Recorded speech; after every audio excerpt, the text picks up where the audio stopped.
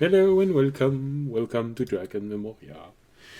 Yes, I know George's picture is still there. I haven't had time to ask my friend to draw Terry or Onak.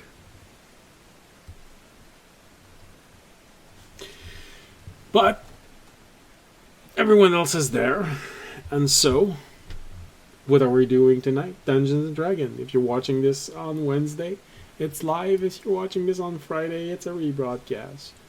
But no matter which one it is, I'm there. Don't worry about it. And of course, I forgot to open this.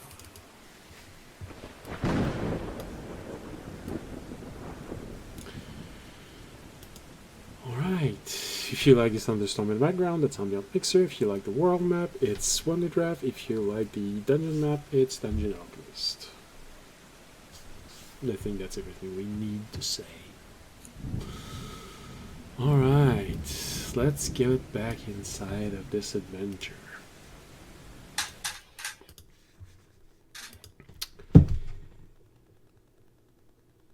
What happened last episode? Wow. A lot, and also not a lot. If you think about it, you lived 1,000 years within a single turn.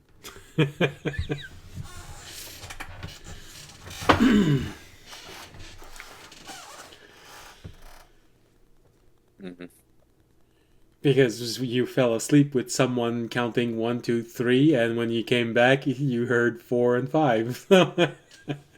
Literally 6 seconds. But to be precise, 1,000 years passed. Our heroes watched over their pocket world while a weapon of great power was being purified.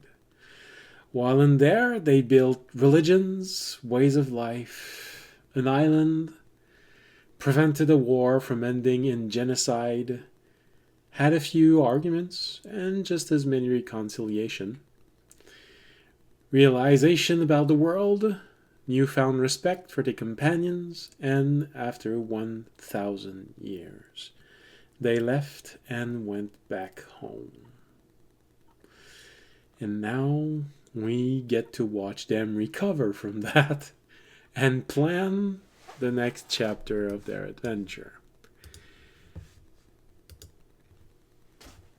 So, of course, as you all come out,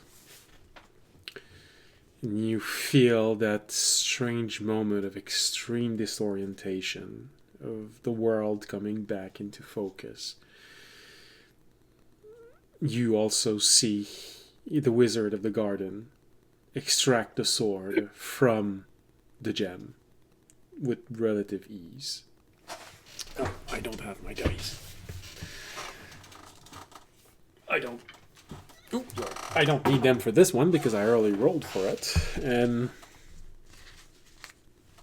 it was an 18 on the dice, so because it was an easy recovery, it was even done with flair. But you're so out of it when you come back, you probably did not even notice.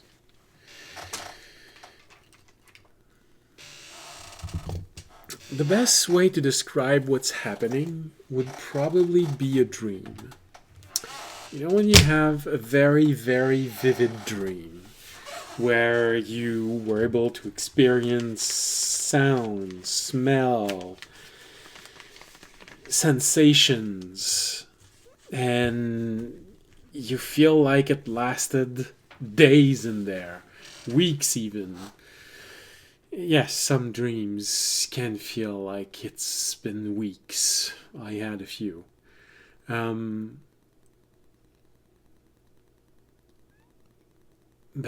you wake up for a brief moment, which can last several minutes. There is an extreme disorientation because there's everything that was real a moment ago that's still very much real in your mind. It is baffling, boggling. mind-blowing. But one moment after the other, just like a dream, the present reassert itself on you. The memories that you had before entering this 1,000-year break come back. You start remembering why you did this. What is the quest that you're on? The time that you think you have to complete it. But right now, the memories of all those you knew, you witnessed, you watched, being born, live out their lives, pray to you. Some prayed because they wanted things. Some prayed because they felt lonely. Some prayed because they wanted to talk to someone who listened. And they never asked for anything. They just, every single day of their life, told you what happened during the day. You heard people give you credit for things you didn't do, and people take credit for things you did do.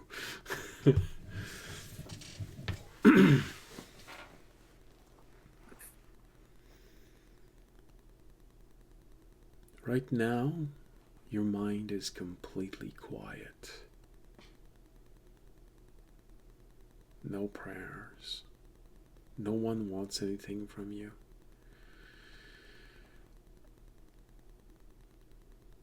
There's a sense of missing something.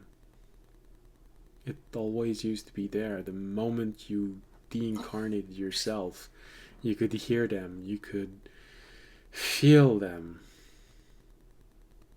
Now it's only you in your mind. That world has been put on pause. They don't ask anything of you right now.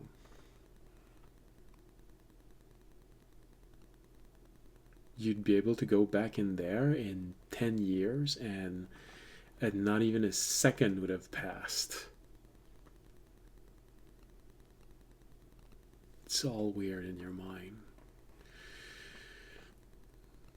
The wizard tells you to take your time. It's going to be disorienting. You're going to try to hold on to memories that no matter what you do, they're going to slip out, they're going to fade. But some will stay vivid. People will remain in your mind. But a portion of it will be lost. So,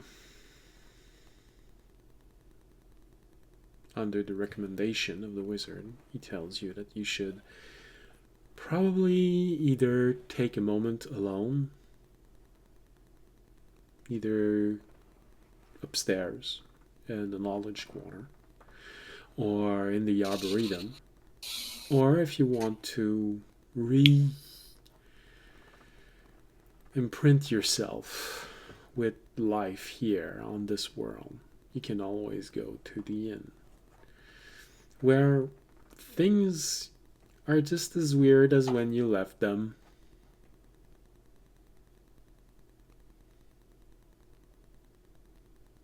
So, what do you do right now?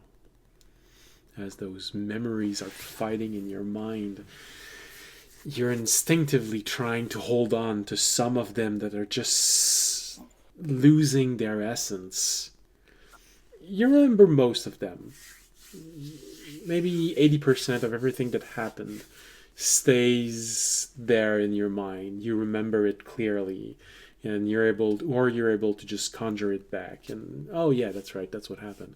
But a good 20% of it,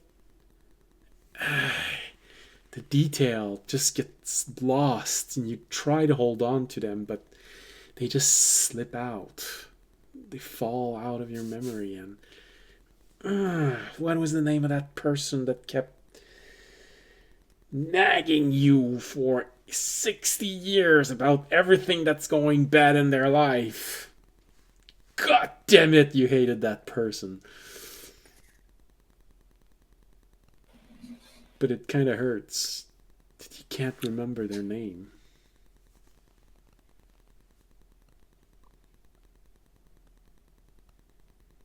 We'll just call him Tyler. Tyler. Pretty good. So, how do you react? What do you do right now as all of this is happening in your mind? Um,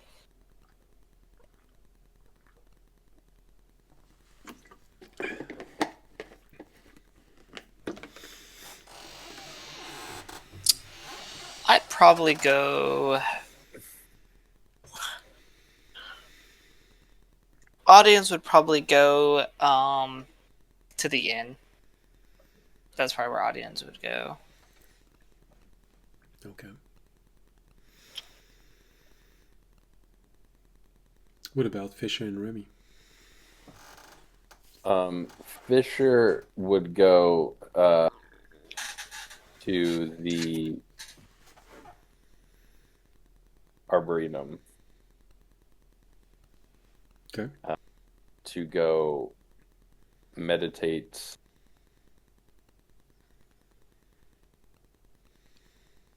slash just zone out. Actually have nothing happening in the head for a little bit. At the bottom of the pond with the fish.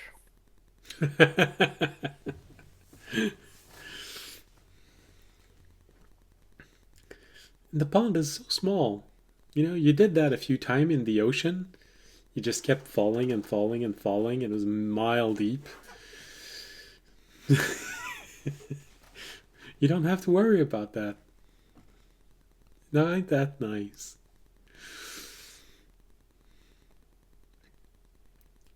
What about Remy? Um,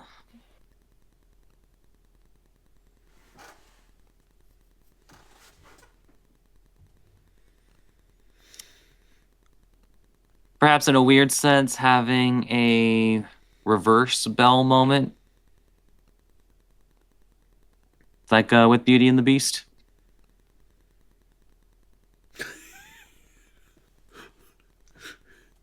As in, instead of going into, well, it's not really a provincial town. It's like, but going into, it's like a public space and taking solace in the small goings-ons. Well, Like rather than being frustrated by them. you'd have two choices for that: either going at the inn or the commercial quarter, where you'll just see people walking about, go buying a little bit of food, having clothes repaired.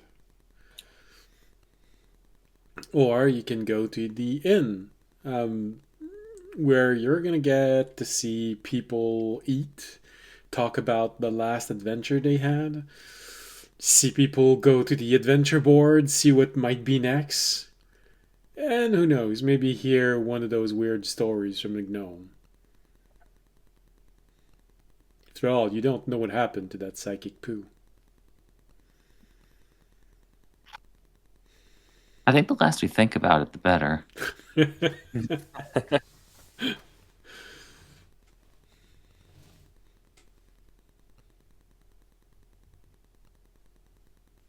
Um,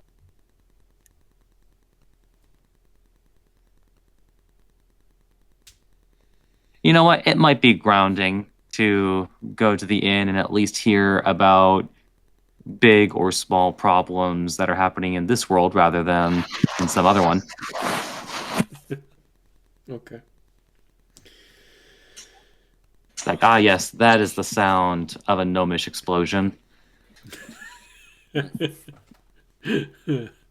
Yeah. All right, so Fisher, you go to the Arboretum. Audience and Remy, you find yourself in the inn. Fisher, the Arboretum is just as calm as quiet as always. There is a sense that there might be the equivalent of some type of winter in there. The trees seem to be quieter. Many have changed color. There hasn't been a fall of leaves, however, but maybe it's just their season. That's not exactly the same as yours. After all, they're living in an artificial environment. Or maybe it's just the type of trees. Who knows?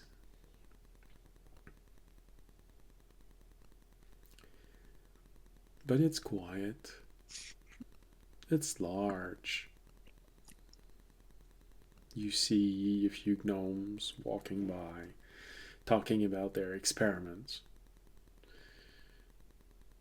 Of course, there's one watching you when you walk into the pond. For some reason, initially you thought he was trying to give food to the fish that keeps visiting you, but after 10 minutes, you realize that he's feeding you, not the fish. You see these little bits of bread just floating by in front of you.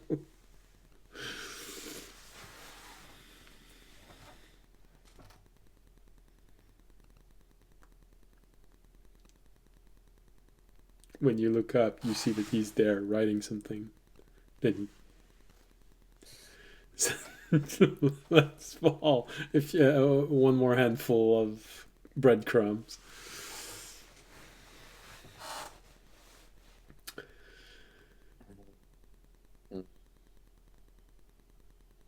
He stops throwing food inside of the pond, maybe after 20 minutes, but he stays there, writing into a book while staring at you. Meditating. You'd forgotten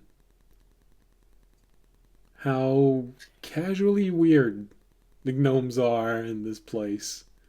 Mm-hmm.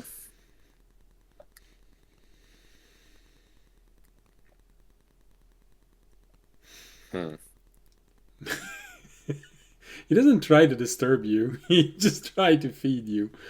And then he's observing you and taking notes.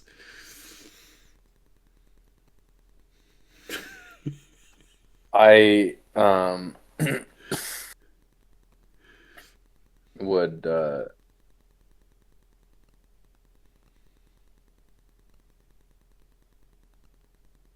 become annoyed.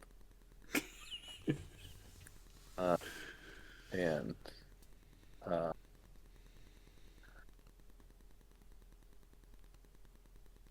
think I would cast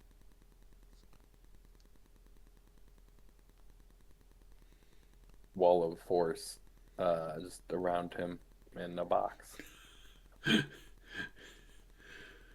And then go back to doing my thing.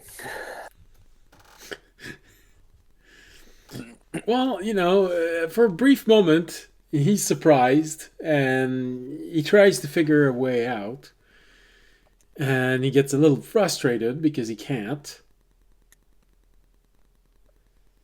And then he sits down and starts taking note about the wall of force that you conjured. Perfect. Indeed, you are. looking at something else is good enough for me. Whenever you open your eyes, you see him poke the wall.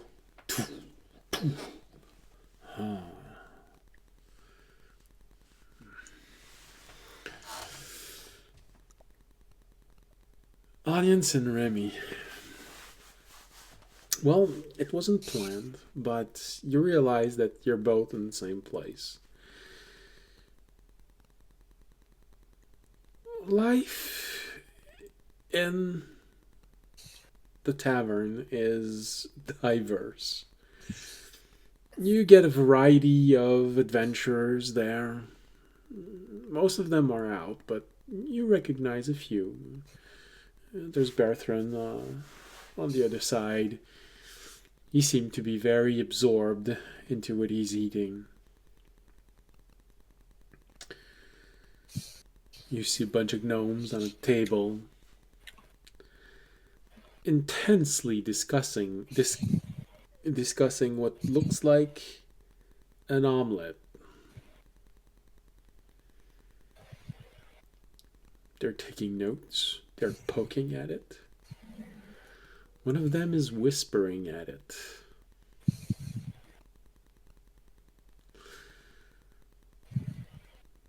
Of course, you see a few wardens. Audience, because of your conversation with Ilithane, there's sort of an element about the wardens that feels a bit different to you now. You know that Ilithane is at least 5,000 years old. As far as you know, even dragons don't live 5,000 years old. And that's just when the war ended. So he could possibly be older than that. But what about all the wardens? Were they also soldiers in that war? If so, you may be surrounded by people who are thousands and thousands of years old. The Garden was a ship that you know was part of that war. So it is a temple ship. Also thousands of years old. Theag is linked to this ship. Though she looks normal enough, there is something mysterious about her. Is she also thousands of years old?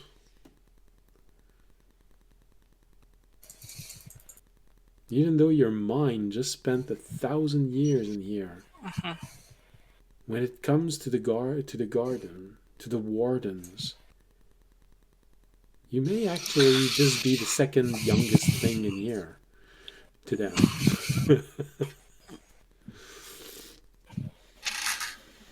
I think audience is somewhat amused by the fact that, like, basically to everybody else, a day ago he was like, basically couldn't deal. I was like headed back to his room. It's like been like 5, like a day, and now he's like back. And I think he's just kind of finds that amusing in his head.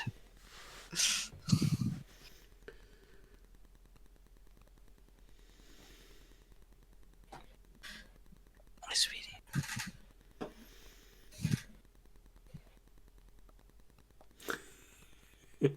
Did you hear me? Yes. I also heard you talk about the cat.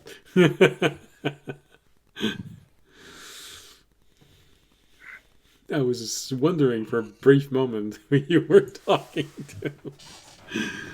to. Like, hello, kitty.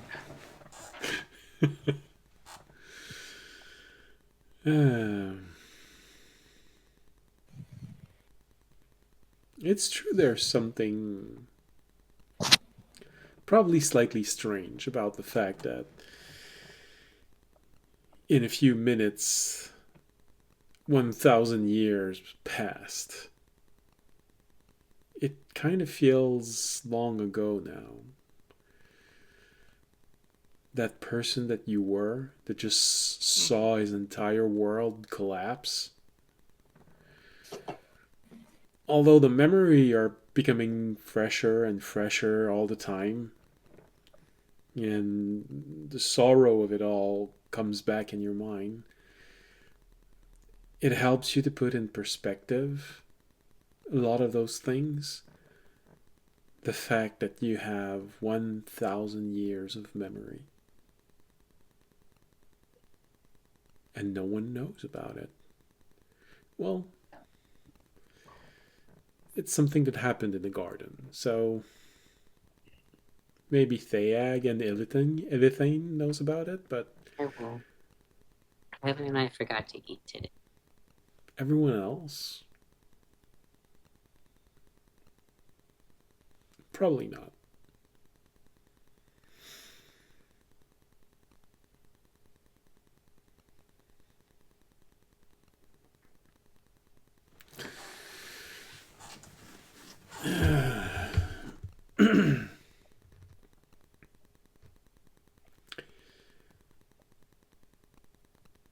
Anything else that the audience does as he's looking around, sort of realizing the stranger elements of this? And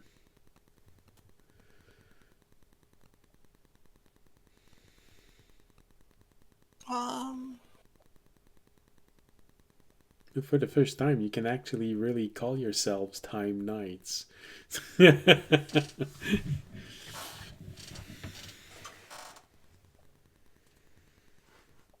don't think so. Okay.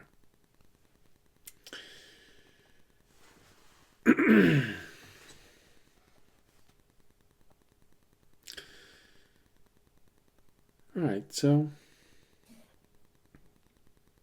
you spend some time looking at everything there, trying to put everything into perspective. What about Remy?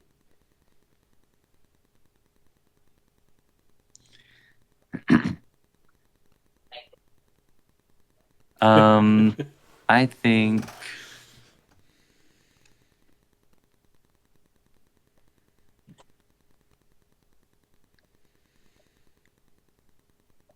he'll actually pop a squat specifically nearby the job board. Okay.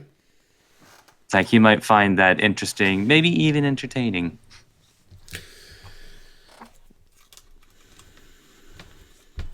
Well, taking time. Plus, again, maybe ground him in this world's problems rather than the last 1,000 years in another area. You know, being called Saint Patron of pranks.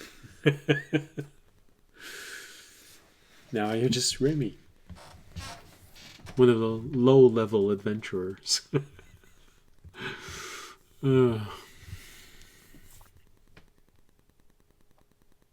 To be young again. Quite literally. Well, that is still pretty hilarious. That at least internally, he is probably the oldest Kenku currently in existence. yeah. Well, to be fair, to find creatures of your age, as far as you know, there's sort of an element of irony in this. You're gonna have to go to dragons. Damn, you're no longer worshipping dragons.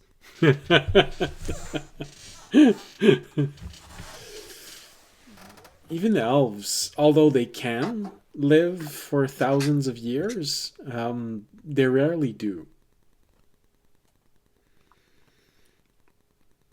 So, machines, yeah, like Fisher, it's possible.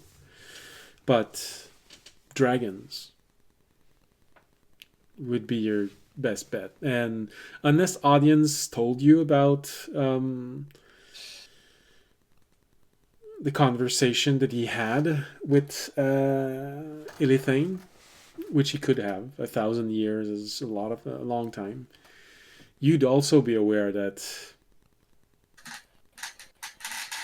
Ilithane is the only one with enough perspective to understand anything you talk to, anything you'd want to talk to. But if audience didn't, then as far as you know, Ilithane is just another powerful machine. It's an ancient machine. Okay, so sitting in front of the board,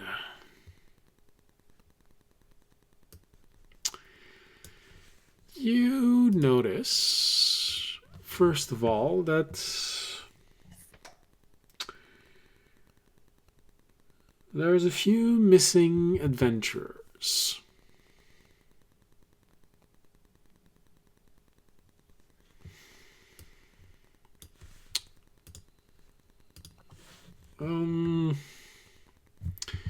Uther, a halfling,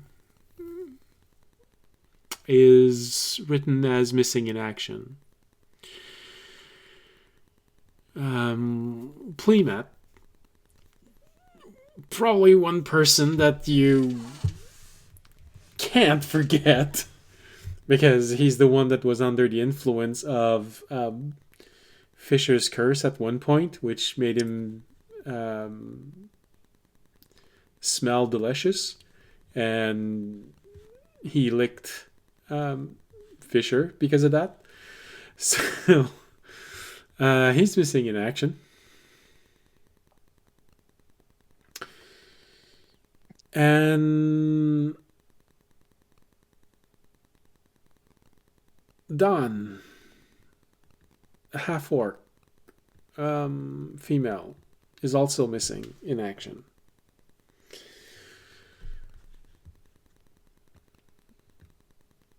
You see that a lot of people are currently on quest. All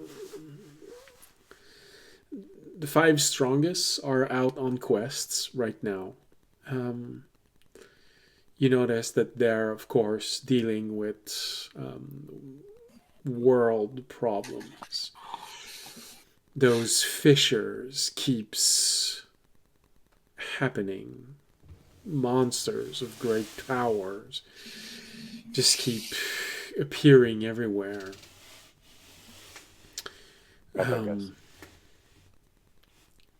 Which, of course, is just helping them, because the more they fight them, the stronger they get. And D&D mechanic, now that you know that they're all beyond level 20, well, whenever they gain a level, they gain a new boon, so they just keep getting stronger and stronger and unfeasibly dangerous.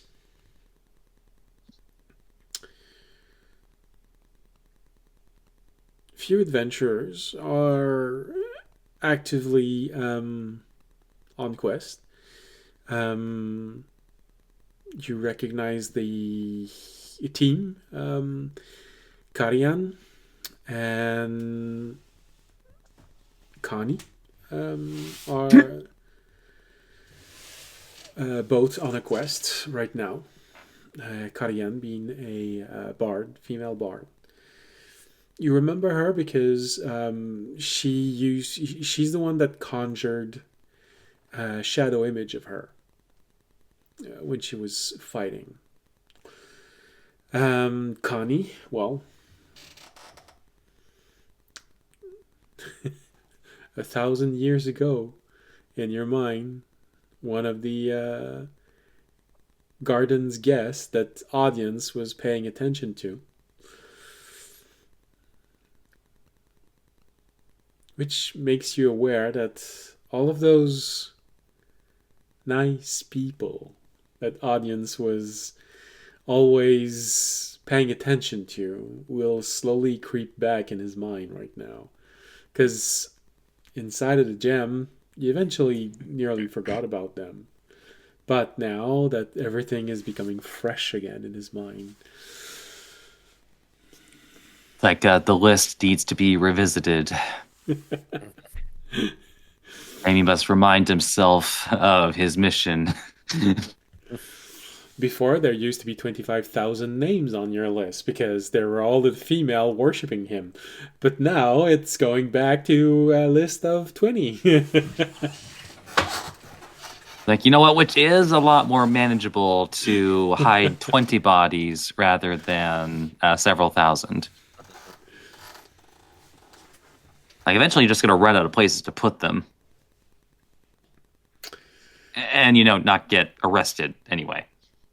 Well, you were a saint patron, so. You can put a body anywhere, but Yeah, that's why they had so much ocean space.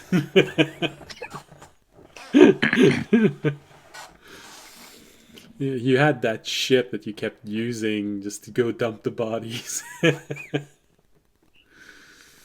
Whistling a merry tune. And one day, well, you let bad dust fall into the ocean as you were dumping them, and you didn't tell anyone, but there's an army of undead rival walking at the bottom of the ocean. Unfortunately, you don't have. You didn't have dust, so. It's like, well, I feel like if that actually had happened, somebody would try to find a way to take advantage of it. And Raimi did not want to be responsible for 2 out of 3 wars.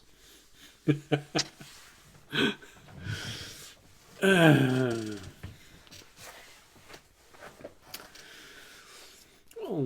you weren't the only responsible one for that war.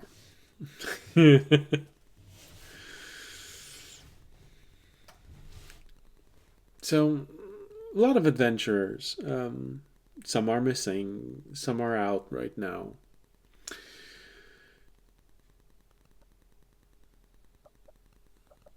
You see a reassuring number of quite ordinary quests. There's Guild of Thieves that is harassing a small village. And Demis and Lucen, brothers and sisters, a thief and a ranger, are handling it. The Nirsa has responded to a request from a mage, studying something about the stars and what's happening in the cosmos.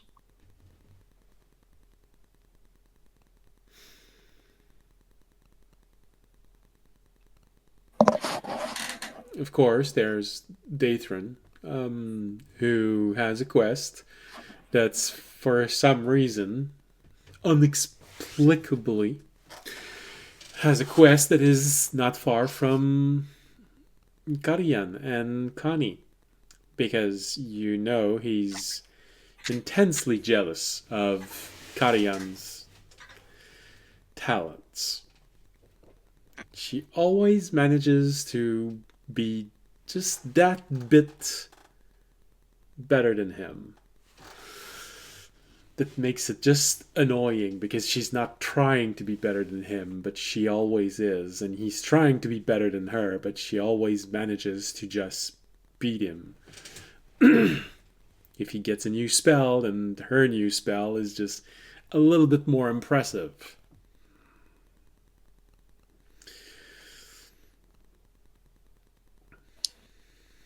Man, if you're having a dick measuring contest against a woman, that's a pretty unfortunate low bar you've set for yourself. Imagine if you keep losing it also.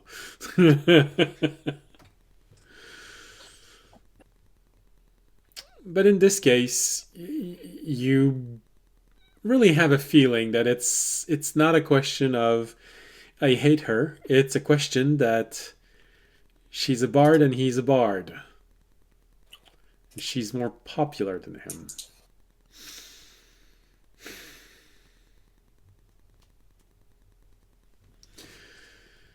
So, normal stuff, mundane stuff. Someone's jealous, someone's missing, someone's looking for someone's missing. And the big bad five of the gardens are doing mind-bogglingly important stuff.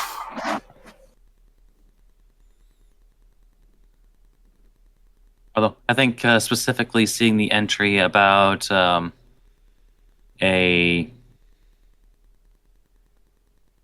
the group harassing a village blinks for a moment,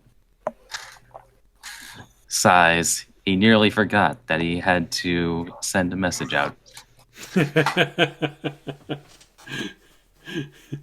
Oh yeah, that's right. Forget about them. All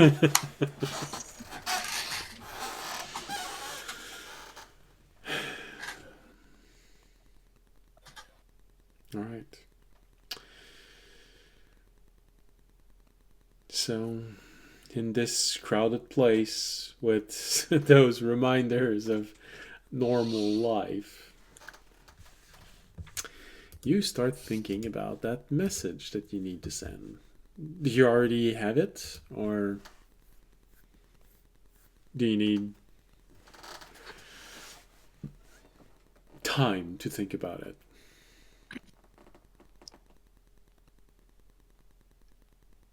I mean, luckily,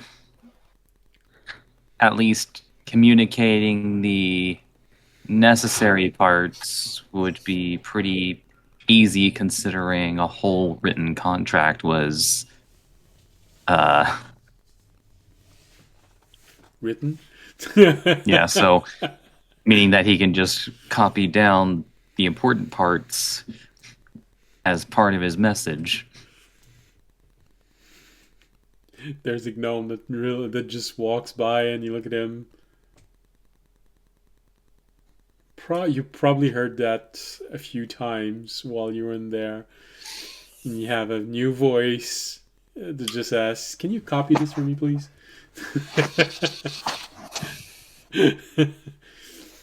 Gnome looks at you. Well, that's a new voice. Yeah, I can.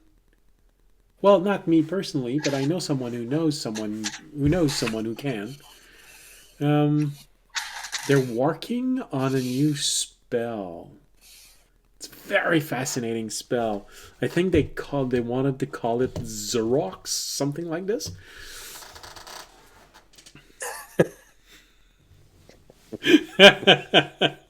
Took a second for the name to. Yeah.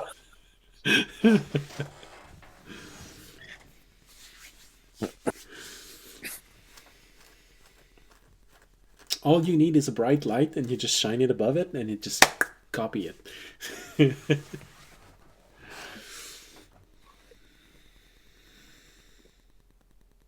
of like blinks at that one, looks at his hand, remembering the years of cramped hands copying things. Look at the gnome. Well, now you have 1,000 curse word in your mind to express your feelings.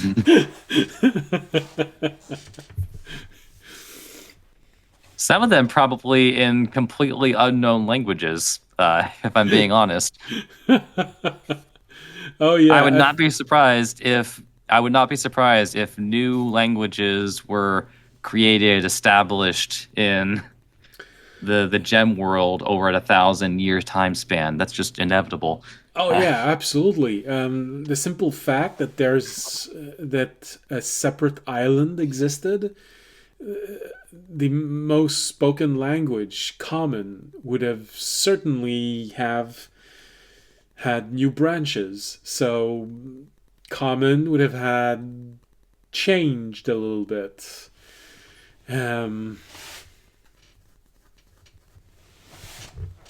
New expressions, new accents, new ways of talking.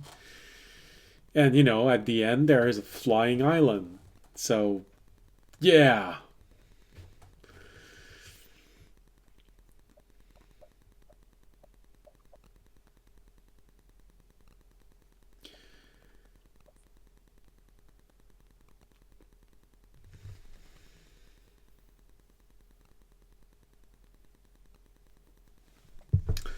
We'll call one of them French. Just start swearing in French.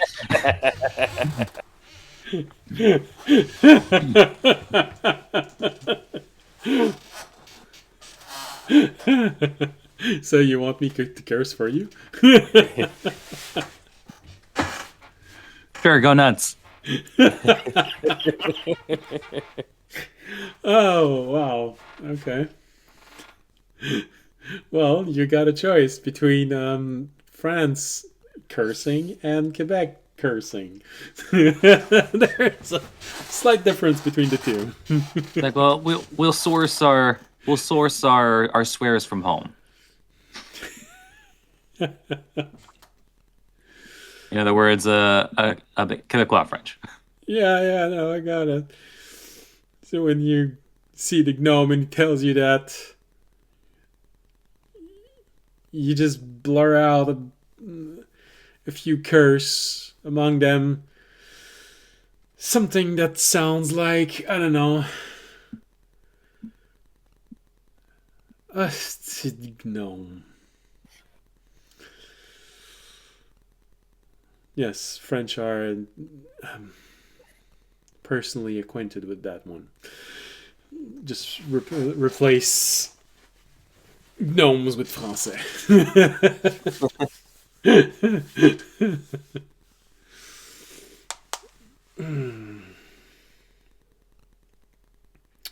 Yes, asti and mozi. Two words that are commonly used to refer French people.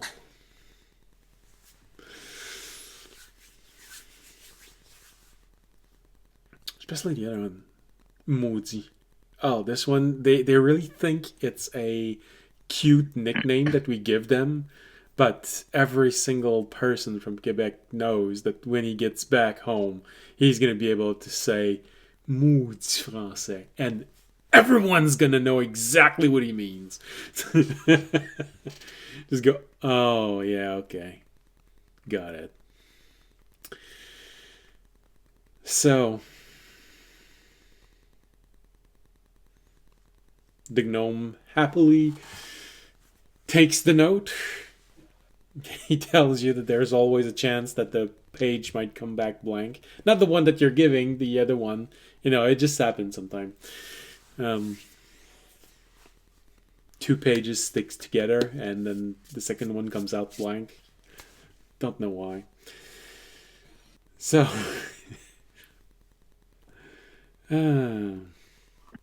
Sounds like the spell's broken. no, it's just a miscasting from time to time. It's like maybe if you hit them a little, like it'll start working again. Mm-hmm. Oh man, you're encouraging gnomish violence now. Gnomish have been violent Their against the own gnomes.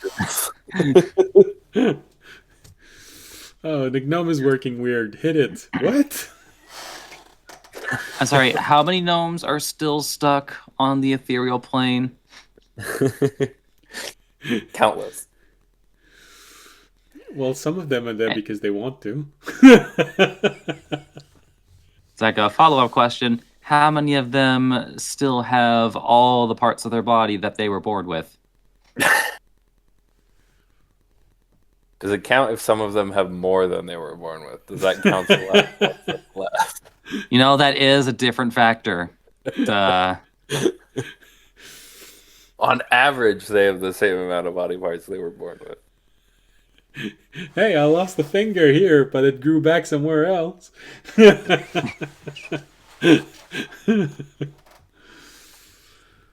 want to be there for that surgery. Just like where the doctor extracts a finger from their lower back and puts it in the place where they lost it on their right hand.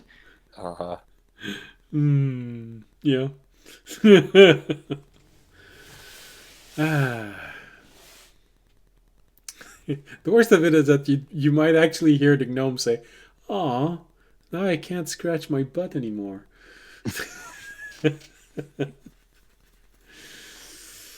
All right. Well, the absurdity of gnomes, especially garden gnomes, strikes again, and he leaves, and he'll be back in a few hours with how many copies do you want?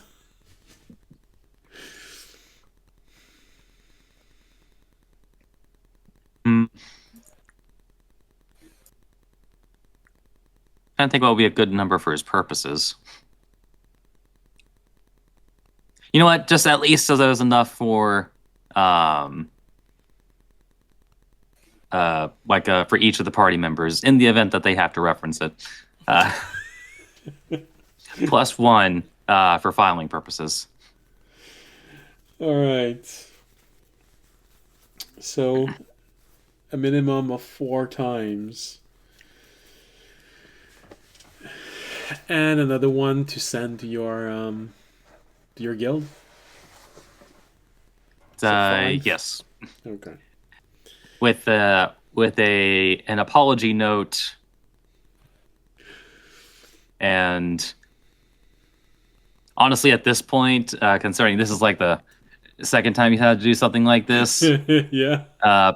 maybe following it up with a request / invitation to meet in a nearby city or town.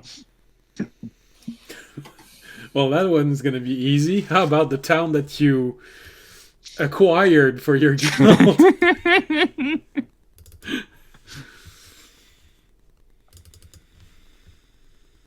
Okay. I guess that one makes sense. I wonder what the Warforged is doing now. Excuse me, the construct.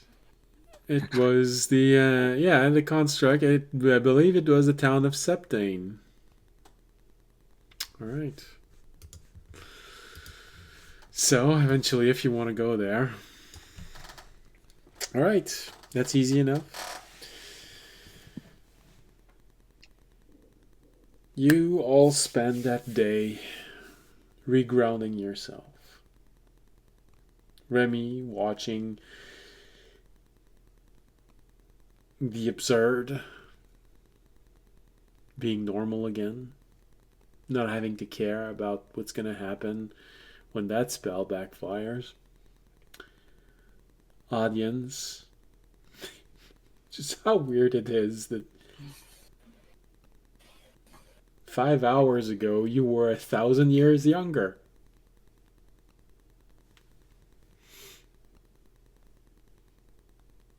And now that you think about it, your mind is old. Your mind is older than most people. Your mind is older than elves. Yes. Suck it. Now you have dementia.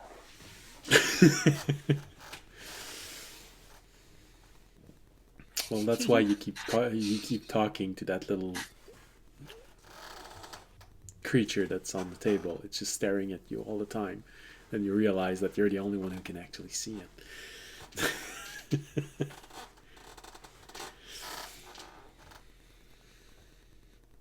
And it was there with you for the last 200 years. I am insane. No. Well, if you can if you want to, but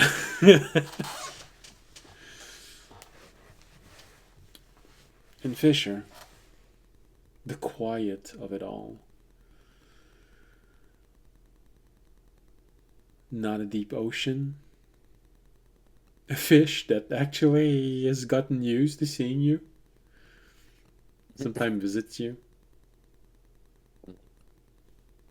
Sometimes you think it visits you because there's food falling from the sky around you, but you know, it's a fish. You can't expect too much from it.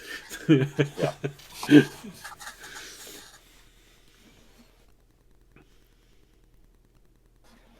Actually, I believe that particular fish over there, it's like is quite knowledgeable on Newtonian physics.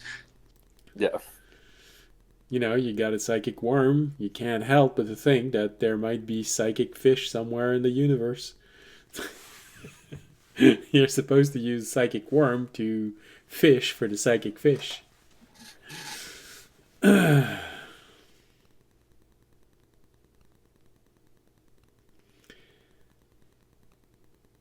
I'm My boy wondering, Einstein. you know,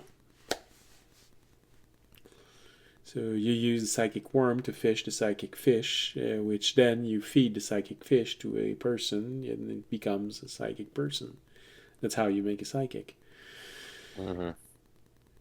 I'm wondering, at any point during that 1,000 years, did you speak to audience about how to handle core? Yeah. You had time. Prob-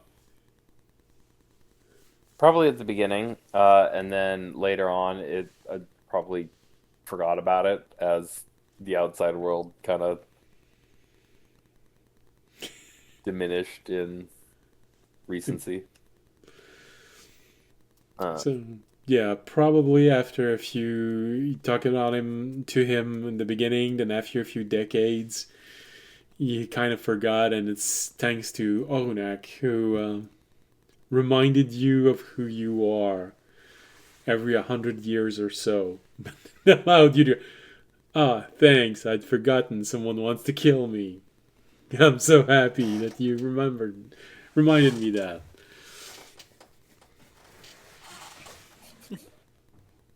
The question then that comes easily is audience.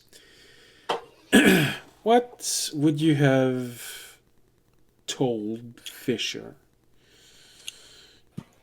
What wisdom about a warrior's life, about core, about things that you might have done with core, would you have shared with Fisher?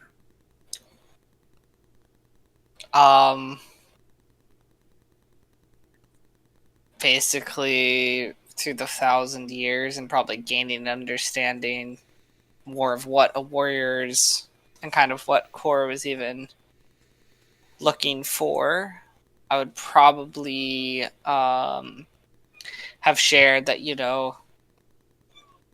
core is really just looking, core really respects basically other warriors, like things he sees, not even necessarily in terms of just strength, but in terms of like their willingness to basically take on all odds, put themselves on the line, basically live and breathe that like lifestyle, you know.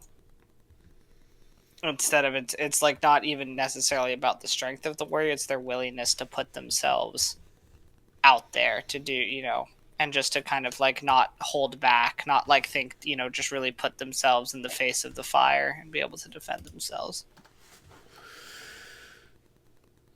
Would you have told Fisher about that last encounter you had with him when you were inside of the composure he had, even though it seemed to be obvious that he was about to die by suffocation? Would you have talked to him Yes. about? All right. How much of those moments of that conversation would you have I would have shared? probably just, if he'd asked about it, I probably would have just told him basically what Core said, and also what I talked to Core about regarding Fisher. So, Fisher, you would have had 1,000 years to think about all of this. Audience would probably have been able to underline the dragonborn culture that was brewing inside of this island, that you would have been able to watch. Temples have been built. Audience is living proof because he has a temple, so he probably had priests, monks, and paladins inside of that temple. You would have been able to just watch, see how they live, how they think. And that last moment that the audience had with Core will also bring in something different. With 1,000 years, you would have had so much time to think about it. I'm not even going to make you roll to see if you figure it out, because essentially I'd let you roll. If you really wanted to roll, I'd probably let you roll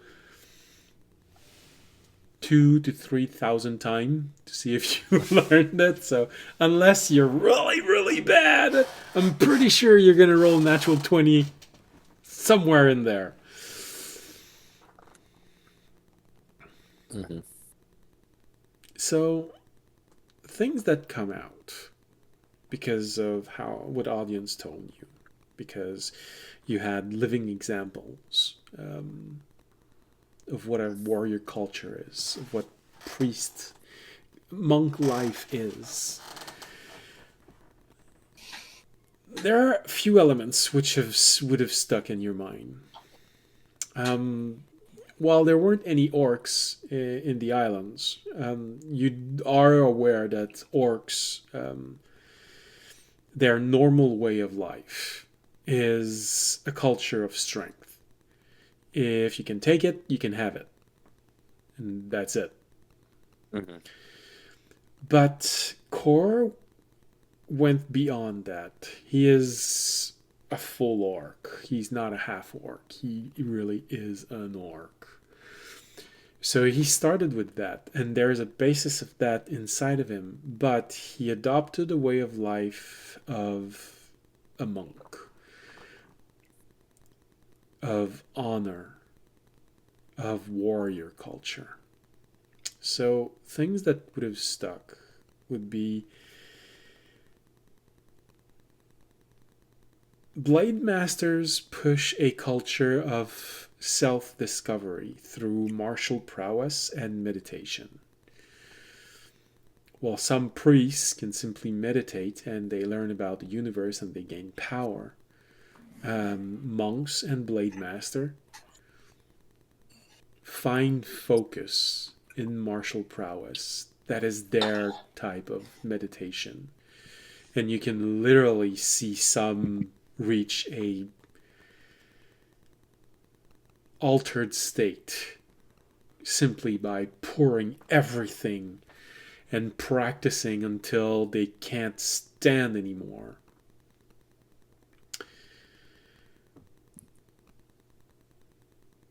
With monk culture comes, and warrior culture comes, a culture of honor. It creates a basis of following principles, doing the right thing no matter the odds. Warrior culture also puts forward a culture of usefulness. And that's something that you saw with Dragonborn. You don't leave something half done. You do it. But warrior culture also bring an element of valor. Pride, not in the bad sense. Well, some eventually reach a bad element of pride, but they're proud of what they're doing. They're brave, valiant.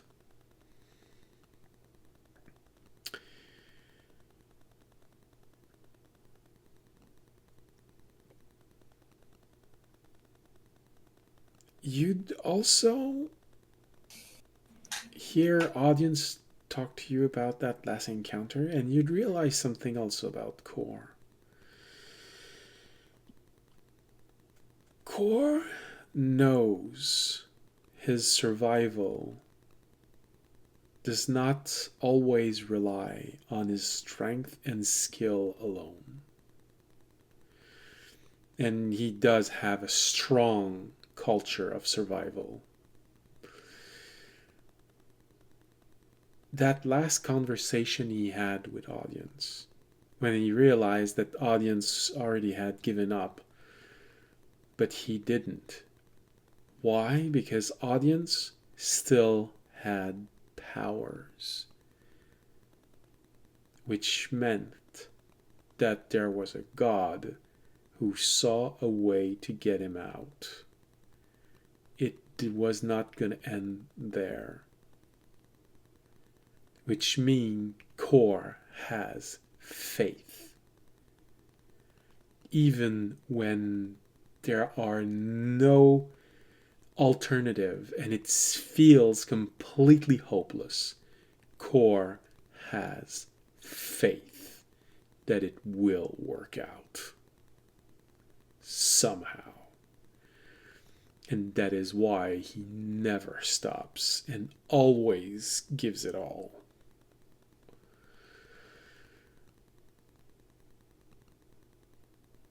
So when you come out, those are the elements that you've learned about Core, about warrior culture, about how he might act and react. I don't know how much that helps Fisher, but it definitely is something that in a meditative state at the bottom of a pond, with the memories of all of this coming back, because it actually was yesterday that he was planning to kill you, but he didn't because something happened. Mm-hmm. That would come back up, and all of the things that you thought, all of the things that you've learned and saw. So those elements sticks out in your mind.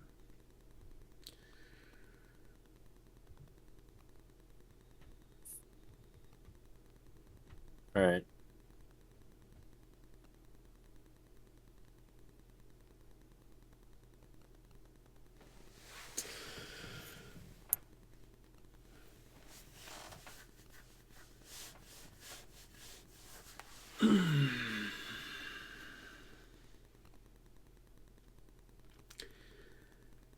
So,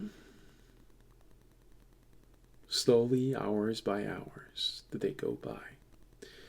And you find yourself re-immersing into the reality that is a place where you have more power but also less than you had inside of there, where you are once again vulnerable, only one life to give, although you can be brought back to life. It's not the same thing as when you were inside. If someone ran you through with a sword, it kind of was nearly instantaneous. If the same thing happened here, there's a chance that you are gonna suffer and then fall unconscious and then watch that person look at you knowing that they bested you. It hits a bit different because that's that's the last thing you'll see. But inside of the gem, if someone did that, well, you could just respawn. Essentially. You are mortal again. And something so vast is coming right now. The prophecy comes back in your mind. The three objects that you need to find. You know that the island where the hunter cult is near where your old master was, Fisher, the pirate captain.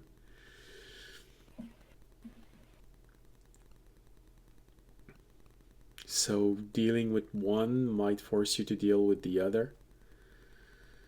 Mm-hmm.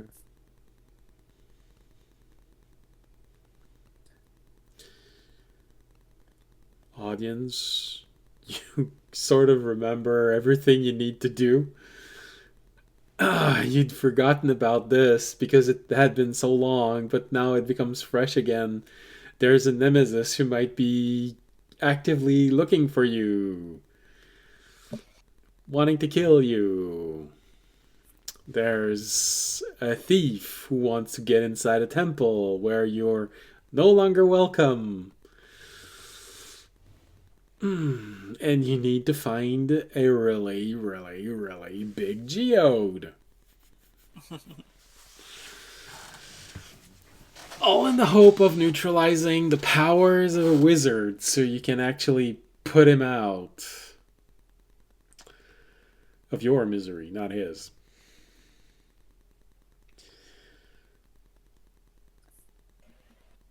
And if you manage that, Fisher might be able to accomplish his destiny and help the future of his kind. Yeah, Fisher, you remember that. It all comes back rushing into your mind. You might actually be the salvation of your people. Yay! Responsibility. Man, shirked his responsibilities for 1,000 years. And it just comes 5 back and bite you in the ass.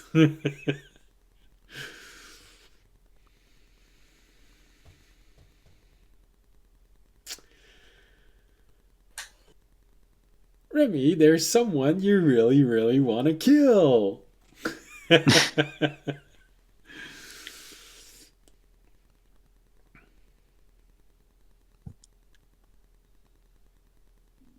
And you can't help but to wonder, how does your thing connect with everyone else? Because audience is linked with Fisher, Fisher is linked with audience.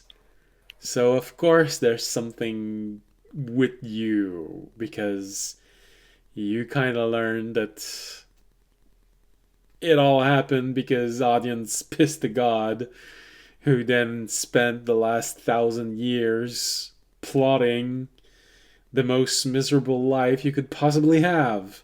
So, yeah.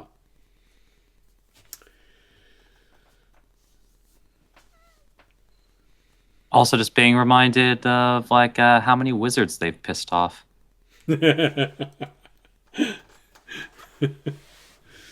Yeah.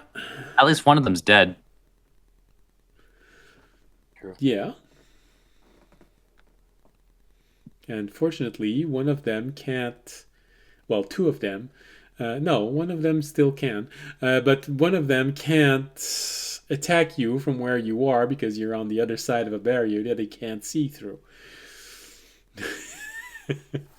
But there's another Kenku one that can actually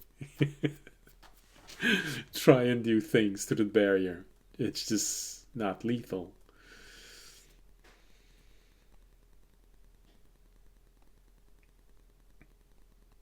You sort of have that moment of,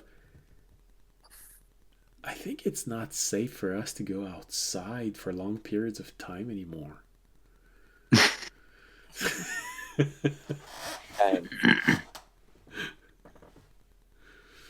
You know, I guess audience didn't really share the fact, like, of this whole thing with Sachet. At least presumably.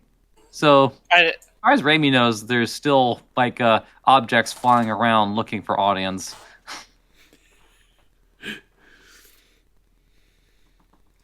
And you've been warned that there are so many of them in the sky that they started acting different. They're flying in swarms now.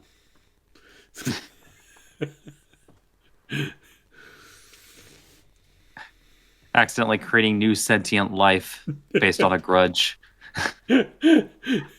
Whoopsie.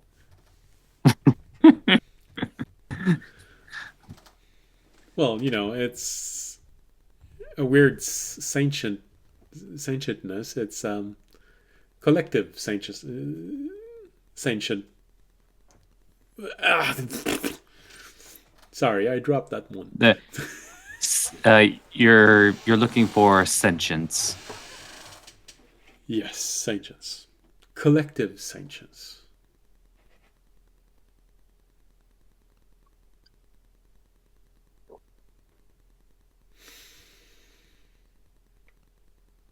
All right. So as the day ends, Real question is, are they sapient? you're gonna have to try and capture one. Yay! A Just new like, side quest. The just like put them in a like I put them in a mind link. It's just like, all right, what do you have to say? Must kill audience. Must kill audience. Must kill.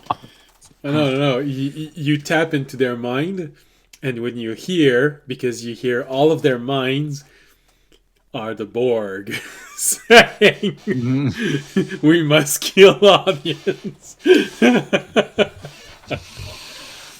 We are the swarm. We must kill audience.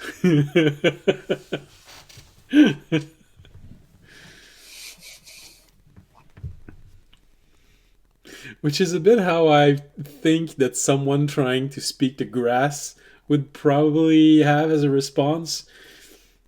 Thousands upon thousands of voice just speaking as one. It makes a bit like the Borg. Oh god, the Borg exist. And we're stepping on them. I mean, related but complete aside. Like I still remember like listening to a D&D like game like years ago. It's like and a druid made the mistake of casting speak with plants during harvest season. Oh, ouch! That's gonna hurt. They were traumatized.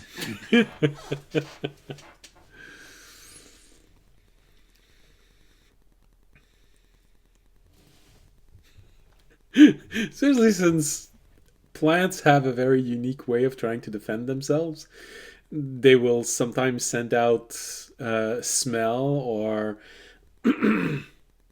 electrochemical signal. So how do they respond? Oh no, they're coming! Smell bad! What?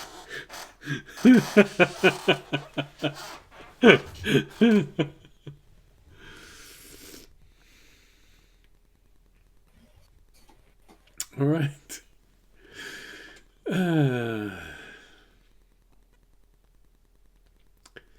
So, as the day slowly ends and you're forced to recenter yourselves,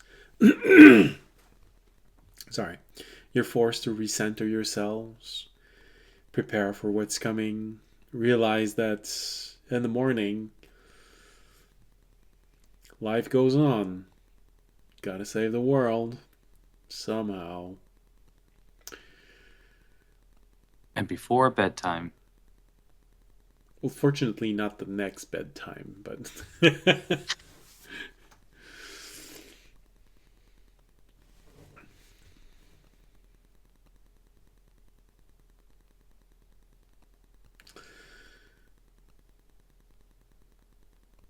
Audience, you have your connection to a god once again. That probably feels good. Feeling that light, that warmth. But also now, you feel the difference. While the other one always kept blinding you and always kept itself hidden somehow, this one truly is a representation of its image. The sun peeking from behind mountains. It's just light. It warm truth.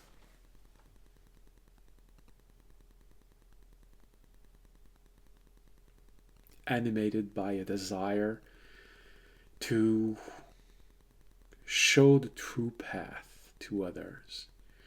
And one thing probably hits your mind while you're thinking about this, your desire to possibly redeem your childhood friend may not be out of reach, because you've seen how your religion acts, and they completely cut off the two ends of this, meaning that if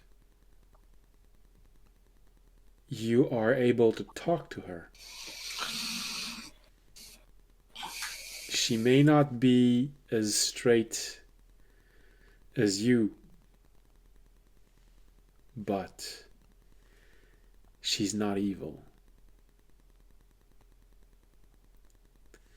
Somewhere along the way, it was revealed that she has probably one of those minds that says, yeah, it's all good and well, and you should probably always follow the rules, but sometimes the rule needs to be bent. Mm-hmm. She's probably one of those person, meaning that it's not impossible to make her see the light. But also, she has, because she's a priest, her connection to your god, to your old god, is even greater, meaning that it is always whispering in her ears. Yeah.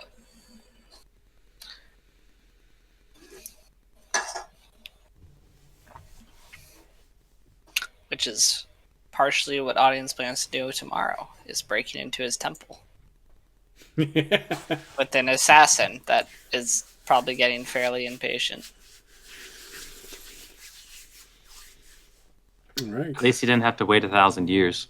That is true, actually. Impatient, probably not as impatient as I think he does. His audience feels like he might. It's just like, man, I've been putting this off for a while. It's actually just Audience at this point. yeah. Like, even Audience- Elf would well, no. start losing patience if you kept them waiting for that long. Audience, honestly, how audience is doing all this, he's like, man, I gotta start again. I just did all of this in the other world. I succeeded. I gotta start from square one out here. God damn, no. You know, it's just like beginning a new save on a game. You have to start all over. No. He's like, I mean, part of the reason he did it in there, I mean, he wanted to do it in there too, but also part of the reason he did it in there is so now he has the roadmap of how to do it out here. He now knows how. You know? But the difference is, back there, you had time. A lot of it. Mm-hmm. But here, Yeah. you don't have as much time. No, not as much time.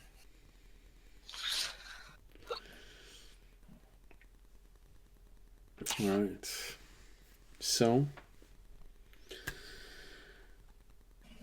with this, night comes, and you all need to go to bed. Well, except Fisher, you can stay in the middle of the pond if you want. So long as you don't mind someone throwing breadcrumbs at you every few hours.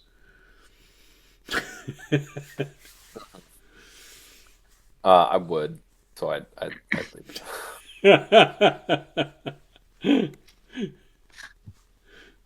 You just throw them back. Take them all in a big ball, and It's really hard to grab breadcrumbs out of the water. That's why. Wait, do you have access to catapult? You see, there was your mistake. That way, you don't even have to touch the breadcrumbs. Mm-hmm. You can just fling them back. Can you imagine a breadcrumb doing damage actually when you receive it? Just how fast you gotta fling that thing. Remember, kids, force equals mass times acceleration. So, even when the mass is smaller, as long as the acceleration is stupidly high, you can create a force equal to even some of the toughest of materials. I wanna hear that person eventually say, breadcrumb flying at 500 miles an hour, metal becomes really pliable at those speeds. 500 miles an Luckily, hour. this is magic. Yeah. Yeah.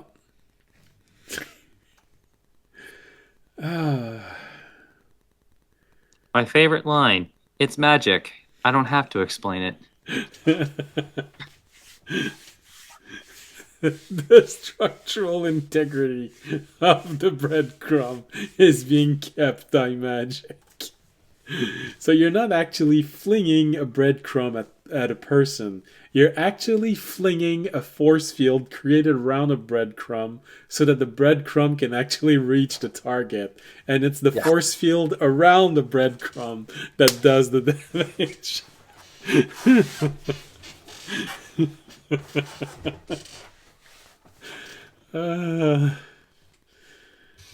It hurts to think about it. All right. So, as I've been trying to say for the past 10 minutes, you all go to bed. You know you're going to need to do a lot in the morning, but time has come to push this forward. You've been procrastinating long enough. You saved and exiled, and then you went into a jam for 1,000 years. But now you need to do something else. No, nothing actually happened,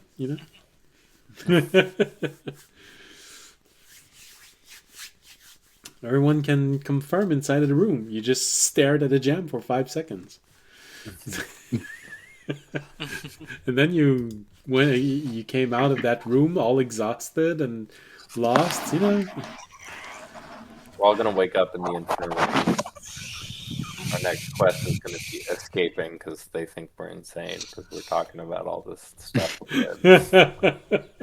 I think the garden would be the last place I would think we were. They'd be like, "Oh, you guys spent 1,000 years in a gem? Oh yeah, I did that like 5 times last Tuesday. What are you talking about?" Yeah. or more a little bit more simple than that. That's interesting. We're gonna talk to a gnome, and can you elaborate on everything you've lived, every single day you remember? They really want to know. Unfortunately, I don't think GnomeTube worked inside the gem, so audience could not record it. No.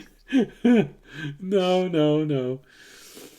Though, I mean, if there were a slightly more evil version of audience, he would try to hook up the Gem of Worlds onto GnomeTube so that you could basically have reality TV, or a reality streaming service. And then give the gnomes control of the time dilation, so they can choose how quickly they wanted to skip ahead. Careful. But, at this point we're just recreating the Truman Show. Yeah. Except that a gnome would probably at one point say, "Let's push this forward 1,000,000 years. I want to know what happens."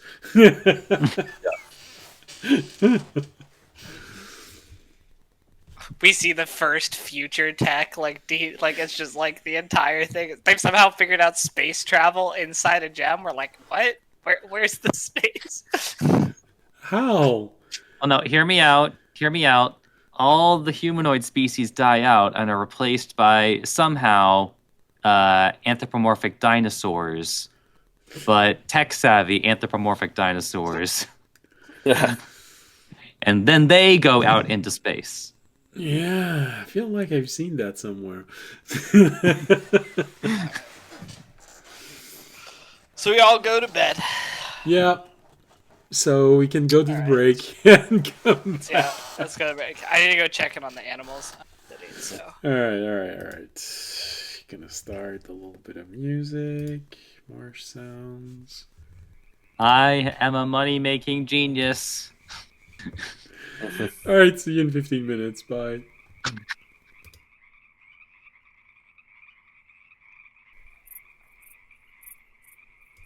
Hello, we're back. We were talking about leaving spaghetti too long in the microwave.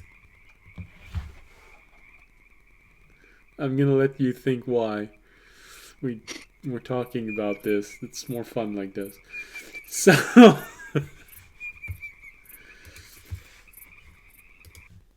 we actually don't know it, but that's how we all become famous, because everyone just keeps talking about why did they put spaghetti in the microwave for 20 minutes?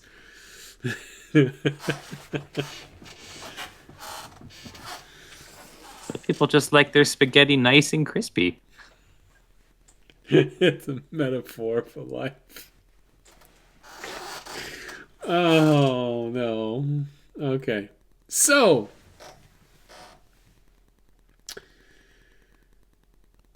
you all go to bed. Audience, you were slightly dreading your first night of sleep outside, because, God keeps harassing you no matter what. But you actually have a pretty nice night for once. Peace, quiet. Oh, hi, audience. No,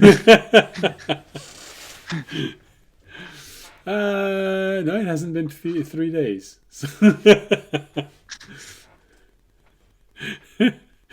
You have that moment of, is she gonna call me? Oh no, because she's not actually late. I mean, it's easy to forget because 365,000 days is a pretty long time. Assuming that you have the same calendar year. Wait, assuming maybe not, but Yes and no. I left the same quantity of days in the calendar just for ease of use and so that people don't get too confused. But I did alter a few elements, like how the seasons are counted. There isn't actually leap year. I've made it all work.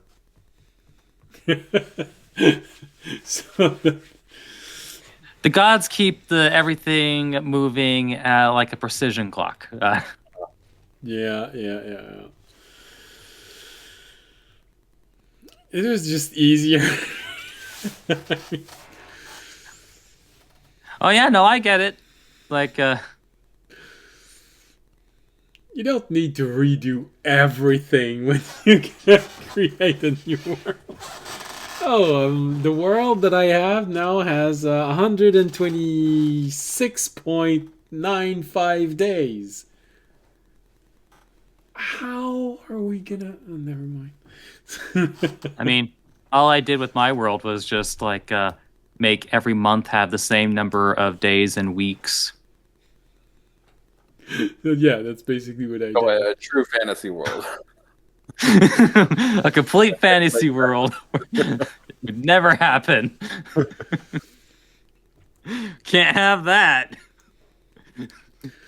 But I did the same thing. However, I was surprised because I even put in my calendar the moons, the 2 moons that there are above your head.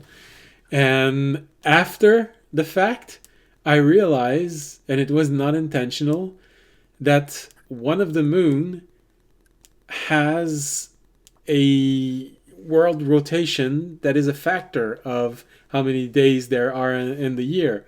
So year after year after year, one of the two moons always finds itself exactly at the same place than the year before. That wasn't unintentional, but I kind of liked it. Oh, that's gonna be easy to calculate. But the second moon doesn't. So. Well, that moon can suck it. Blacker. Actually, yeah. Takes longer. All right. So, you wake up in the morning. Refreshed. At peace. And wondering, well, except for Rodian, and wondering what's next. Then an audience barges into your room and said, all right, we're going to make a heist into my temple. Come on. No, I'm not going to force you to do this. So, you all wake up. It's a new day. You had time to readjust. There are still moments where you sort of have that, oh yeah, that's right, I needed to be, oh no, never mind. I don't need to be there.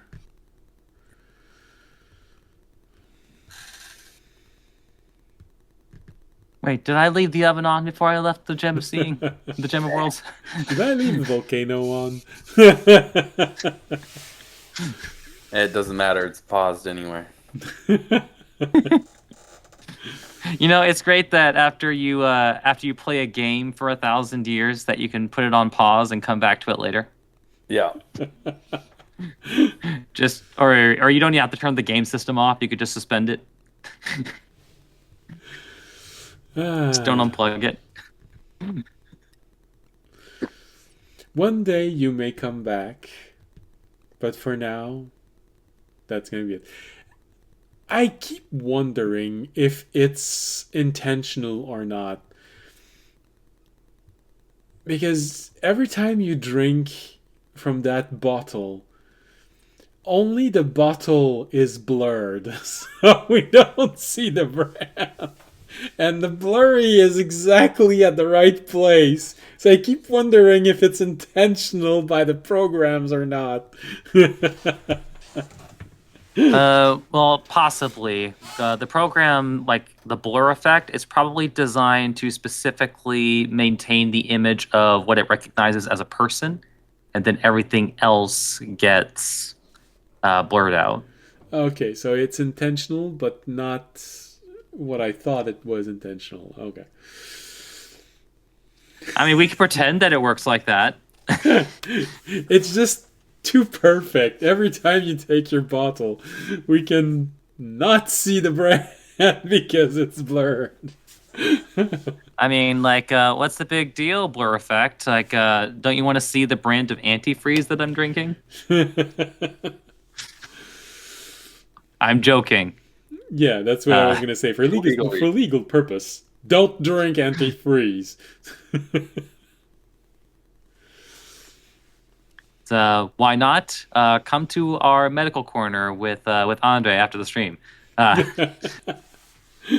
He's going to explain to you in detail what happens to your system when you drink that, and why you should never do it.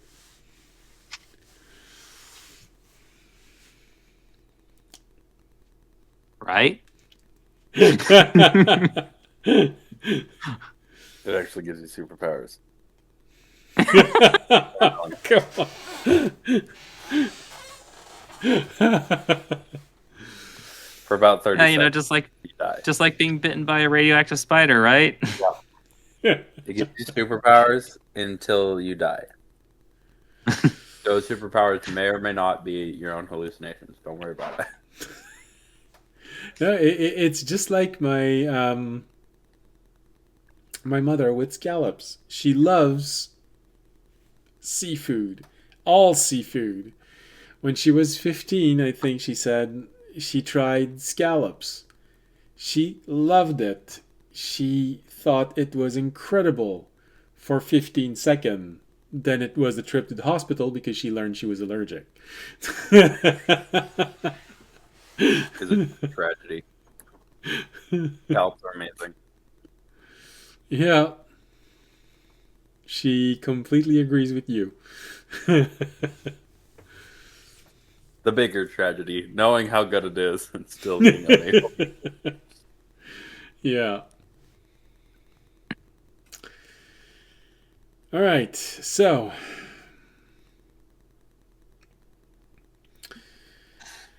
let's just hope that in the next week, Fisher, you don't get a influx of call for people who have tried to ingest antifreeze. I think I'm gonna be okay. Well, some people can get weird ideas. Mm. You never know, though. You could possibly meet your lifelong partner because they saw you on the stream and they said, I think I live in the same area as where he works. I'm going to ingest it. This is how we're going to meet. And then a few years later, we're going to be together. And then there's going to be kids. And that's the story we're going to tell. Oh, I met him because I drank antifreeze and he came to rescue me, and the rest is history. I'd like to think I have higher standards than that. It's like for some reason that wasn't a red flag for him. Mm-hmm. Well, they had faith. All right, so let's stop talking about drinking something that can kill you. And let's do something that can kill you inside of a game. Murder. So, you wake up in the morning. How do you prepare for the next phase? And, well, more importantly, audience, how do you bring in everyone so that you can start talking about how you do a heist on your own ex-temple? I think I'd first probably honestly go find the assassin to see if he was ready. That they built using your money that you can't have back now. And you could always loot them and sell what you get. Thank goodness Tobiashi's not there anymore.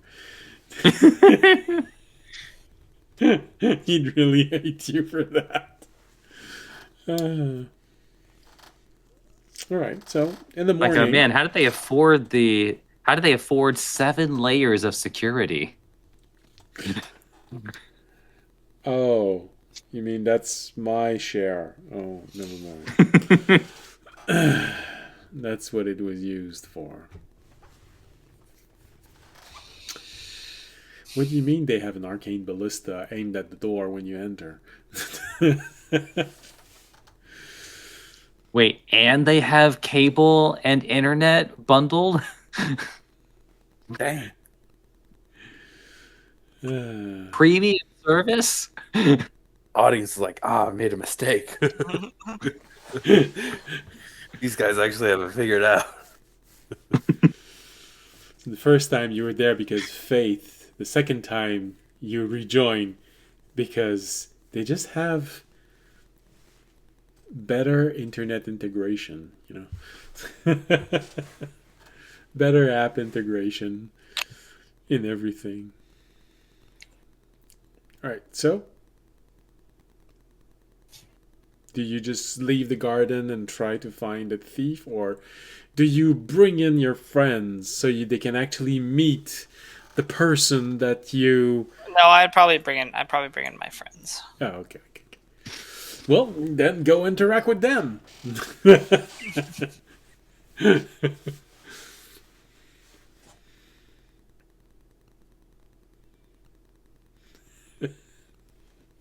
And the awkward silence. Just slowly angling the bowl just right of porridge into his beak as audience is sitting across the table. trying to articulate exactly how to explain the situation.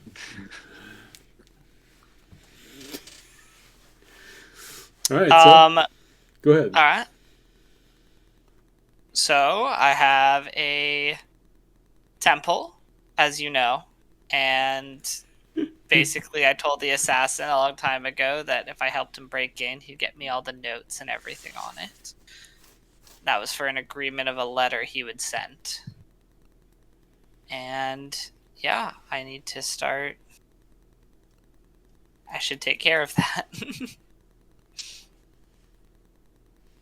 I'm But actually I have trying to to remember if Fisher ever learned about this before just now. No, I don't think he ever did.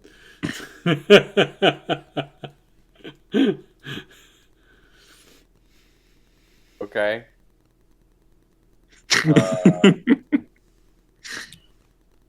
Sounds fun. Yeah.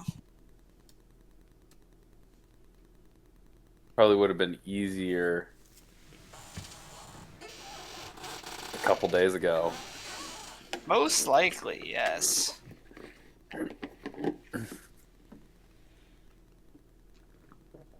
It's fair to assume that pretty much everybody there is going to be hostile on site at this point. Yes.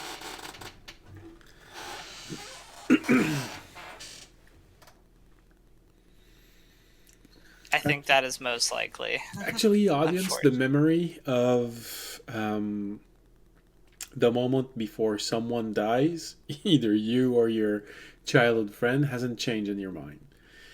So it's still, you hear her yell, audience, you have strayed from the path. So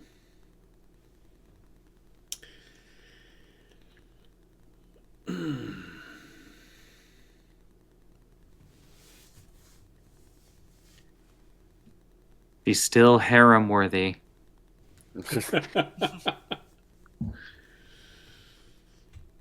Listen, that's how they get you. All right. Do we know how to find this person? I had a way to contact them. As in past tense, or No, I have a way. I don't remember the Okay. way. As Sam. I had a way 1,000 years ago. Oh no, never mind. Yes, I do have a way.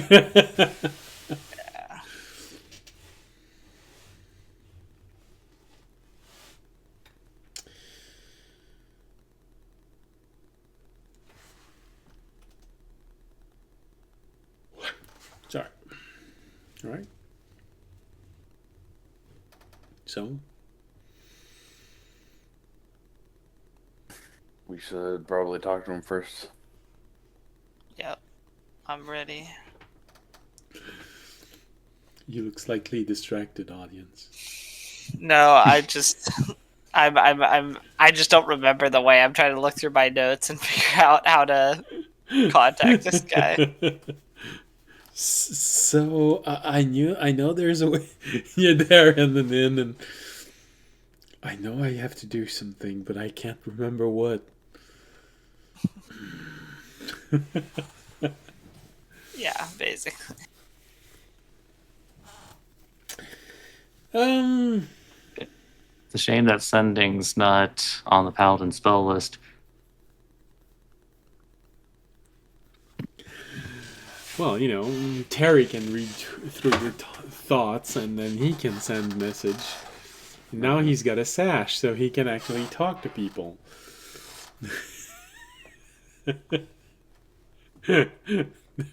Nothing's gonna be weird about getting a message from a psychic worm.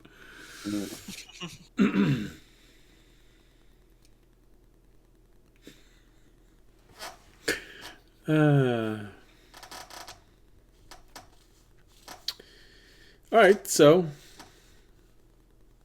how do you choose to contact him? That way that you forgot, or do you take a different? No, it'd be the way I forgot. Which he told me I had a way to contact him. I just don't remember. So you get into an inn and you do that thing that you can't remember what you need to do. It's one of those situations, just like when Remy drinks, it instantly get blurred. So you're doing this thing and you don't know why, but your hands are blurred as you're doing it.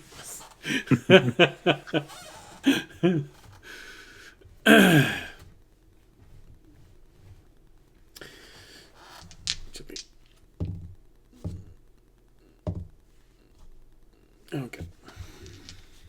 You don't get tracked by balls flying. So you get out, you go into actually, it's not Otanel that you go to. I believe it's I thought it was never mind. Nachther. Thair. Sorry.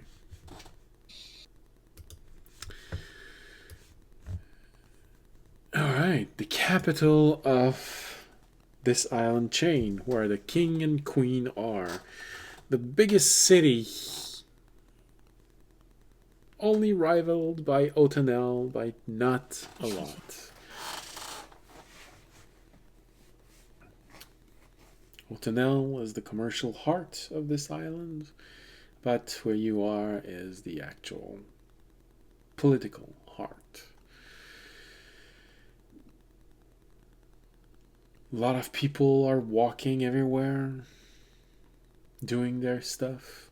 You slowly find your way into the underbelly of the city. Remy kind of feels like slightly home. Like the home of your neighbor, but still home. Someone's home. You know these people. That guy wants to kill you. That one wants to rob you. That one wants to do both.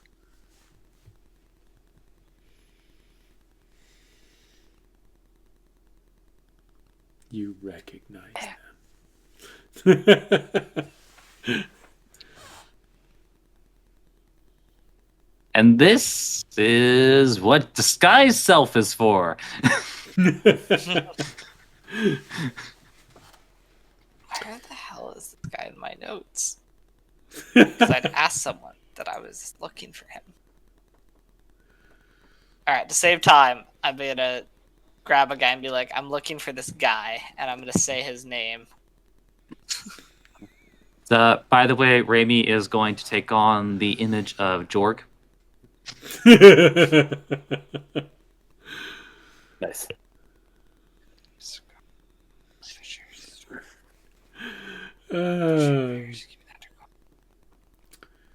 So now you learn what it is to hate yourself. Not himself. But he just also knows reflect that in the mirror.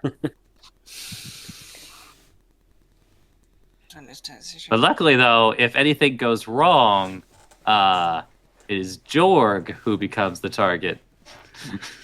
There you go.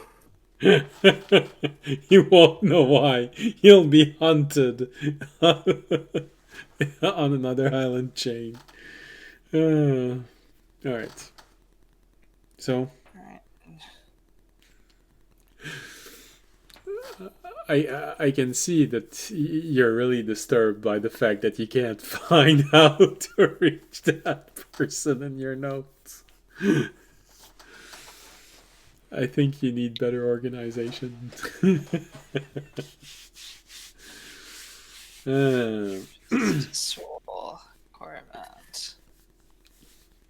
Alright, don't worry about it. You send out the word that you're looking for him. Of course, initially, the person just looks at you a little funny and says, "Why do you want to talk to him exactly?" The audience will just be like, me and him have business. Yeah, I know, but you look awful like someone that he's been trying to find. So I'm wondering, why is it that you're looking for him if he's looking for you? Well, if you want to tell him that Audience Autumn Draconis is here, you can. If you don't want me to, he'll find me then. Tell him I have business. He looks at you for a brief moment. Alright, alright. He rolled insight.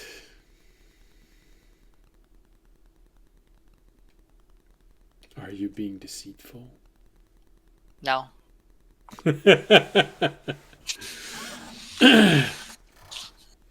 With an 18 on the dice, you realize that you really want to talk to him. So, okay, well, just go wait at the table over there. Eventually, he's gonna be there. Okay, I'll go wait at the table. Don't forget. He looks at you for a brief moment. Don't forget, you gotta order cheese. Remy, you can Okay. Remy, you immediately realize that he just wants to make audience pay for cheese. He doesn't actually need to do this.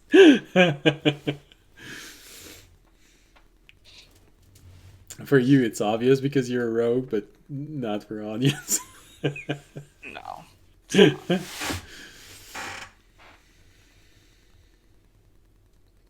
So goes away. Then you all sit at the table.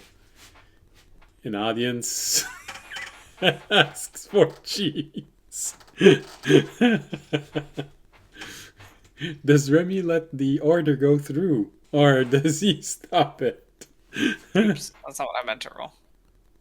It's like a Jorg, air quote, will put his hand over audience, like just shake his head. Okay, It's fine, audience. Audience will not order cheese. You remember that person in an alley somewhere during that last 1,000 years that says, "Don't go there. Don't go there."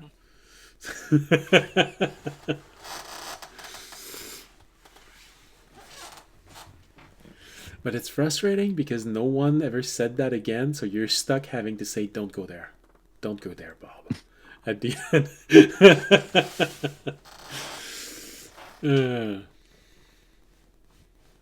So you wait there for a while, and you wait, and you wait, and you wait.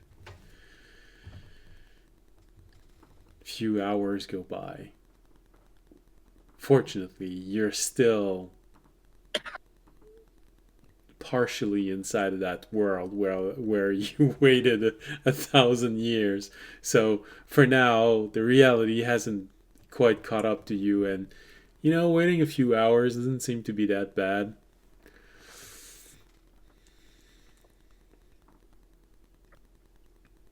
Takes a bit of time, but eventually someone comes at the table.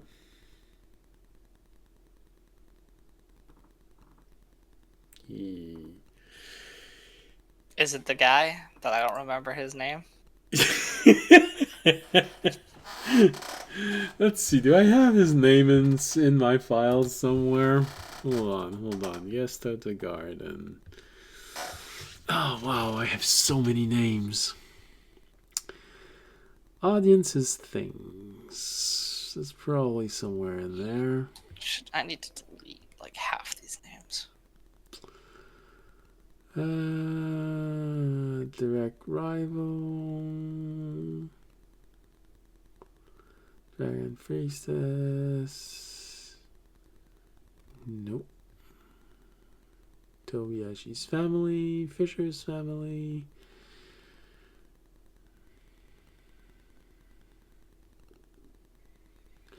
People in Bahanor.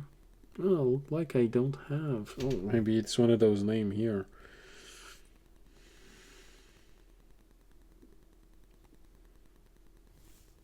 Maybe you never took his name.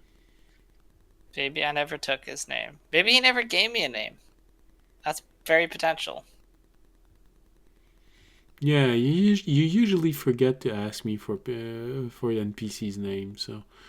No, I have a brief memory of actually this guy actively not giving me his name, probably because he didn't want me to have his name. Okay. How that you say it? NPC of the world. Maybe he's in there. Female, have Meryl, drunk citizen, elf diviner, psychic. No. Don't see it in here. Alright, so you just I want to give the description, but I just don't know how to make the description. All right, he just arrives nonchalant.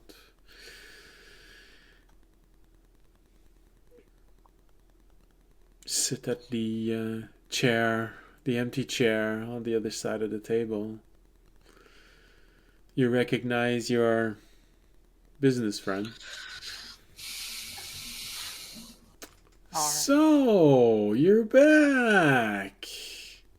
I thought you'd never come. I was starting to think that I might have to give you a few incentive. Well, to be fair, I never got confirmation that you got her the letter either, so both our sides weren't filled out. Oh, she got the letter. Don't worry about it. Okay. Well, then confirming from my side, I'm ready to infiltrate the church like you asked me to. Or like we agreed to. If I remember correctly, your wording's kind of changed since the last time we spoke. You didn't say we would infiltrate. You said you would do a diversion while I infiltrate. Yes, so, I would distract while you infiltrated.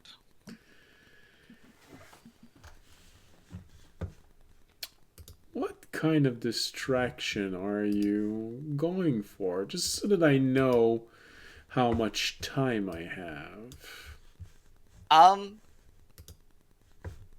Well, I'm going to continue with my original plan of a distraction of speaking to the High Priestess, and then that distraction might become more violent, depending on certain circumstances. and we'll see how that goes.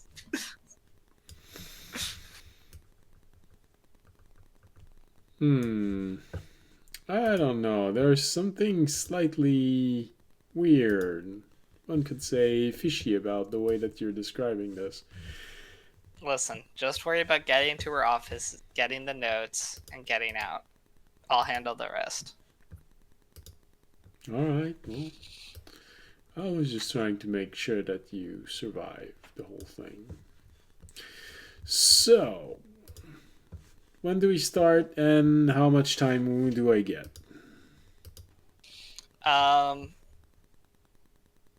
We will start. Realistically, we could honestly start today. I don't think we need more than a day to. We will start this evening, and as it starts to get dark, and time frame is varied. But I should at least be able to get you. No, we're just gonna leave it as time frame is varied.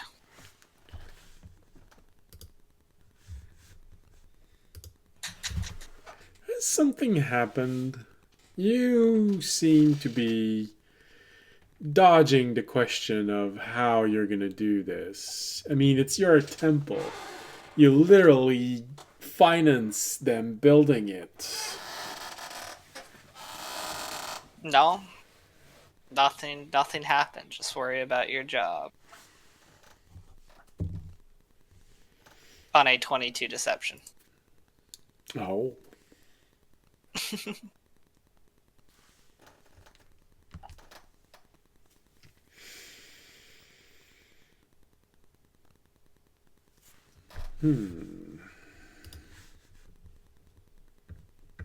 Is it enough?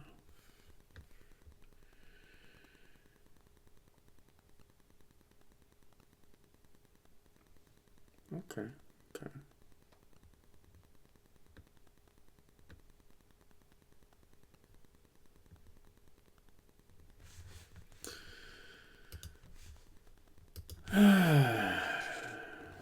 Right then. All right. Well, we need some sort of way of communicating with one another so I know when you're starting. Yep.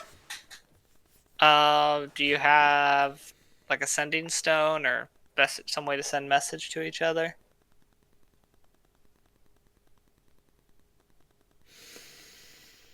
No, I don't have this on me right now. I can probably procure one, but that might delay when we're going to do this if I have to do this.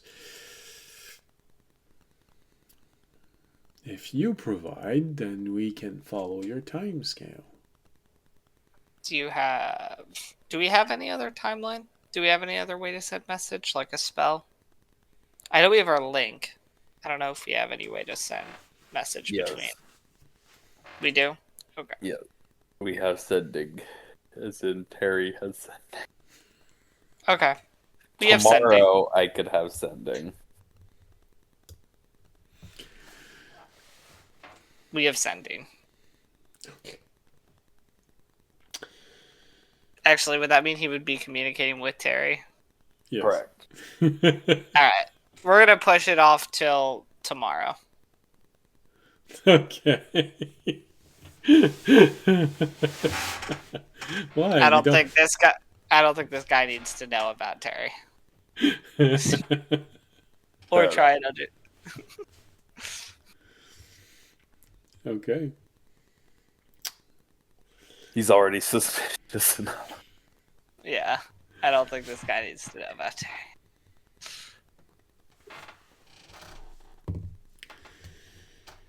Fortunately, it's a really poor roll, so you just think that you're poor planners. Which is not far off the truth. You're acting like we have a plan for this? Nah. You wouldn't just wing it. I mean, who does that?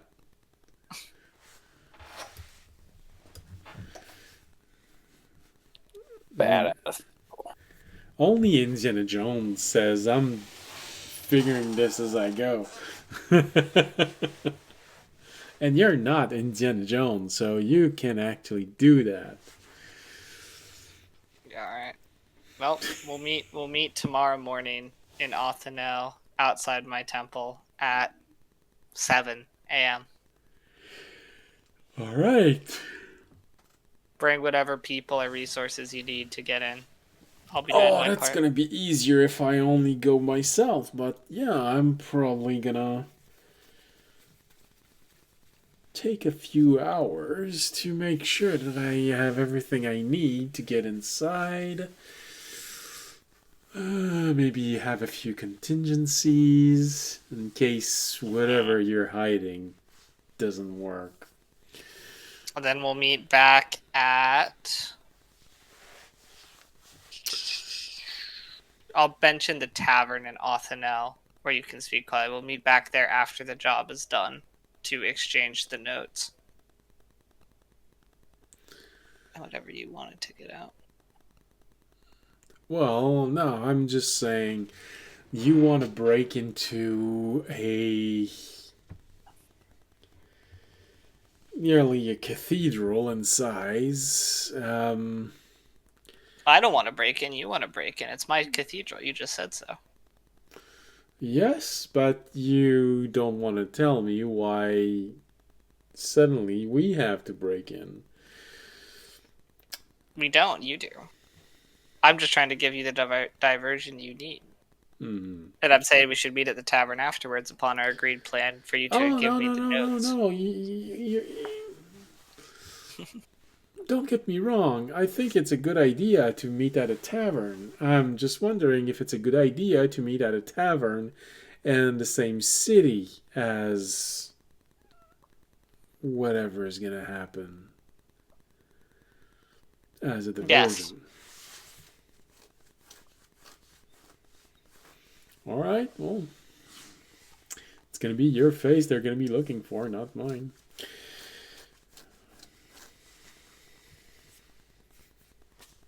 All right, let's meet back tomorrow, 7 sharp. Anywhere specifically at the temple? Outside by my statue. Yes, the one who's been severely mangled by flying balls. I'm sure they fixed it. Oh yeah, they do. Every single time. Well, for some reason, I don't know why, they haven't done it in the last 2 days. Interesting. Anyway. Alright. Meet back there. In front of everyone's eyes. Try not to get killed during the night. I won't. He stands up and he starts walking away.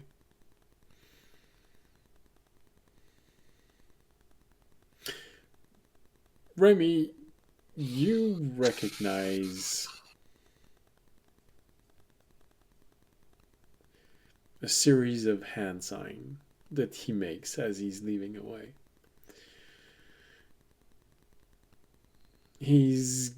It's a type of thief cant, and he's sending signals to other people inside of the inn. Not to attack audience or anything like this, but he's definitely preparing something more.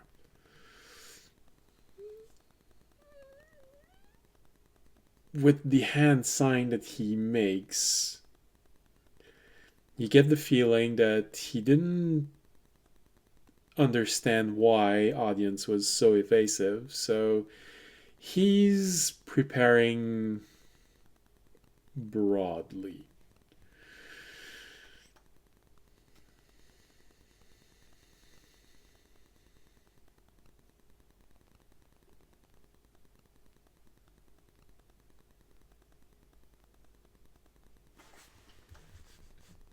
Is he still there?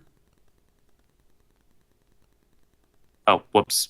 Sorry, I didn't realize it was muted. So, in other words, possibly compensating for what appears to him a non-existent plan. At least one that changed. Okay, that's why it's weird. Your camera is starting to do the same thing as it does every single stream, where it's sending us one image every minute.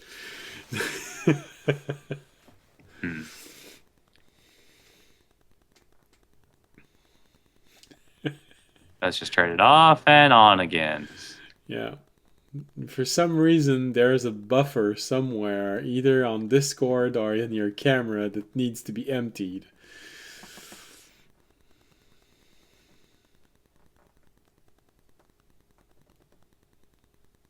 All right. So yeah, he's definitely preparing something. You don't get the idea that he knows why audience was so evasive, but he is suspicious of the fact that he was evasive. So he's sending out signals to other people inside of the tavern to go get some things, and Oh, whoops. that's where the that's where the message sorry that's where the message becomes harder to read, because he's using code names inside of the the thief cats.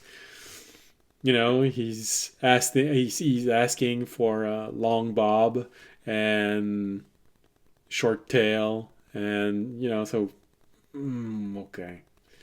Medium Sally. Salty Sally, maybe.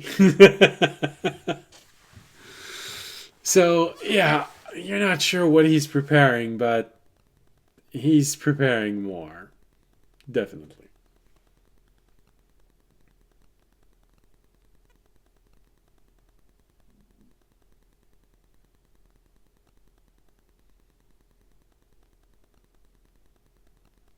So, what do you do with that information? Do you share it? Do you keep it for yourself?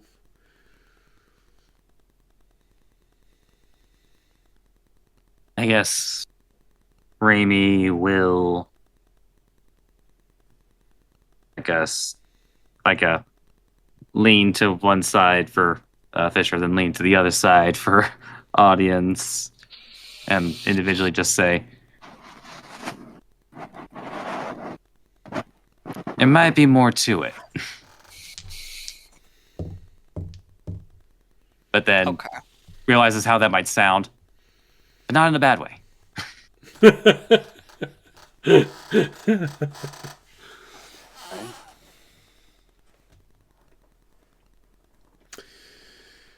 All right, so the heist happens tomorrow.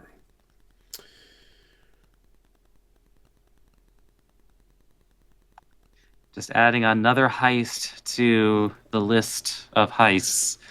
No, but that's good. This time it's not a wizard, it's a priest. Because that's so much better.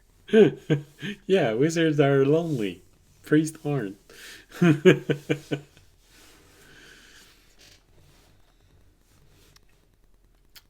I'm gonna save my comment for later on that one.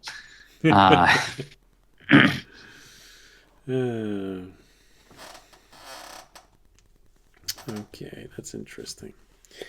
So you wait there for brief moments. You're not sure when you're supposed to be able to leave, but at one point you figure that it's probably okay to just stand up and leave yourself. This is when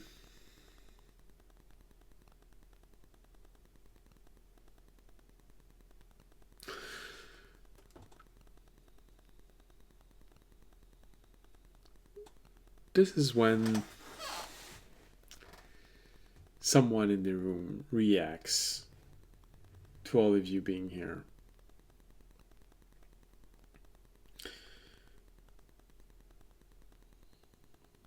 You notice this guy just staring at all of you on the other side of the room. You've never seen that person before. Looks at Jeff Fisher, looks at you, looks at Remy. Then he looks at someone else on the other side of the room. Then he goes back to all of you. You're not quite sure. Remy can probably recognize that he's hesitating about something, but that's about it.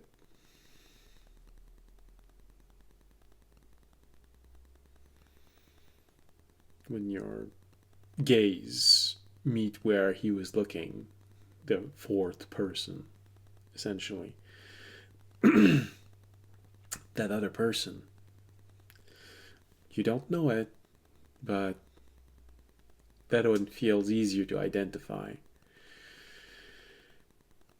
Looks like an armored priest looking in your direction.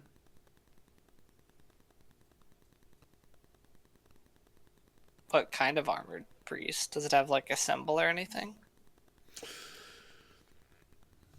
No, you just recognize it from the equipment he has, the way that his armor is made, the way that um, the coat he has on top of it it's obvious that it's a priest, that it's a prominent priest. Maybe not a high priest or anything like that, but someone confident enough to sit in an inn with bad reputation and not feel threatened by anything. Quite the opposite. The person that seemed to have identified you is more scared of the person that of the priest that identified all of you, and is hesitating because of that.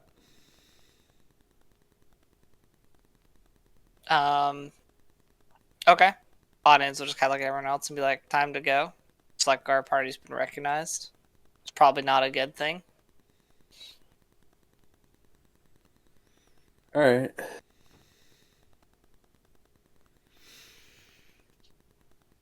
Start to make our way towards Start the door. whistling.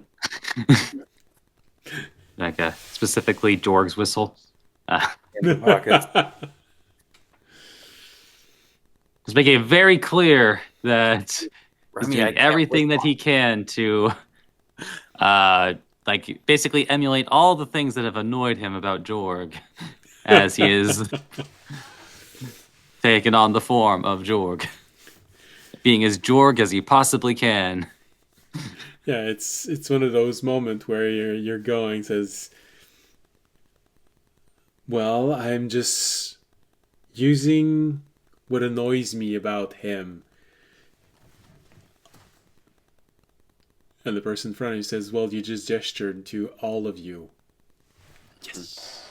Exactly. All right. Make perception rolls for me, please.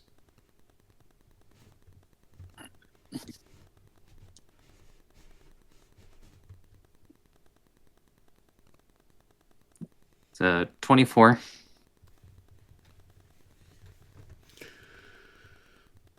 Normal, superhuman. A 20. And a nat 1.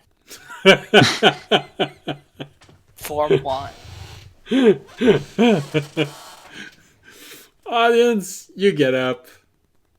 You just say, all right, I think we've been made. Come on, let's go. And you start walking in the direction.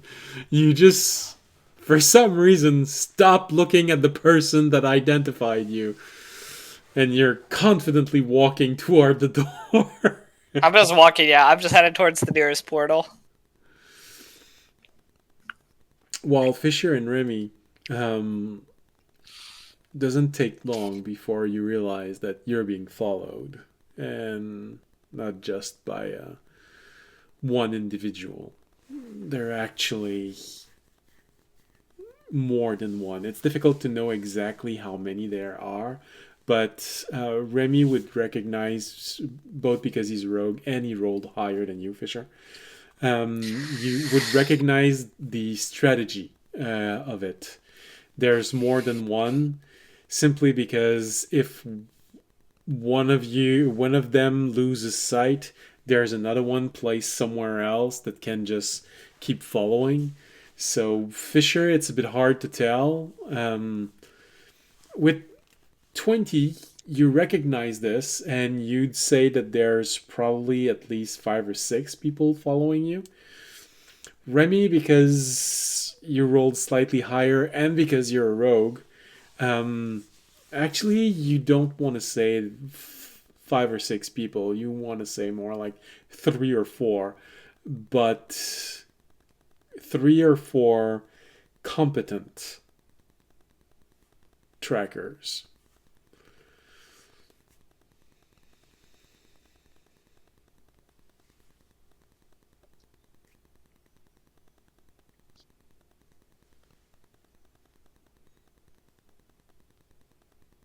I guess this is the way he would try to do it subtly. It's like Raimi would use his mage hand to tap the shoulders of Fisher and audience 4 times. And it's fine because this is Jorg. Just like it's like making like dog sniff noises.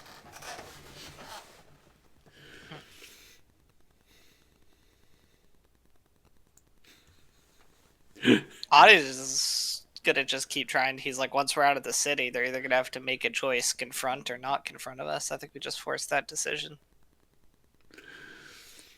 Let's pick a different gate. You mean a different portal?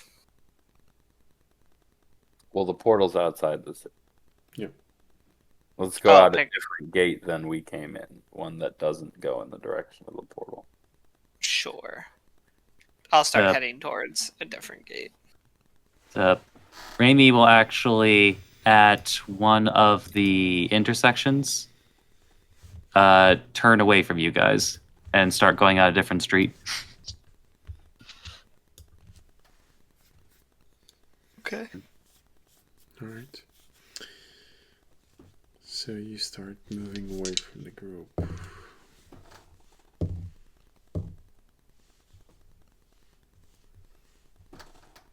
All right. Are you trying to draw them and lose them inside of the city, or are you making it easy for them to track you, Remy?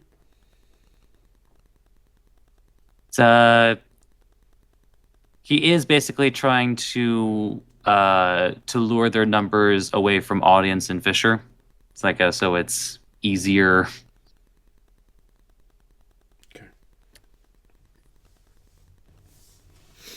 Okay.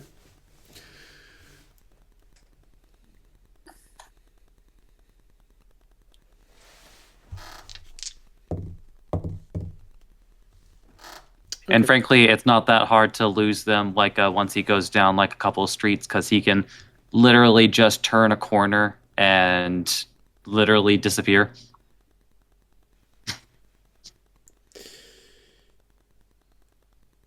You do this, and you realize that the group has been split in two. Two of them are following you. For you, Fisher, it still feels like there's a lot of them because somehow they can just keep tracking you all the time. You're not sure exactly how they're doing this, but they know what they're doing. Uh-huh.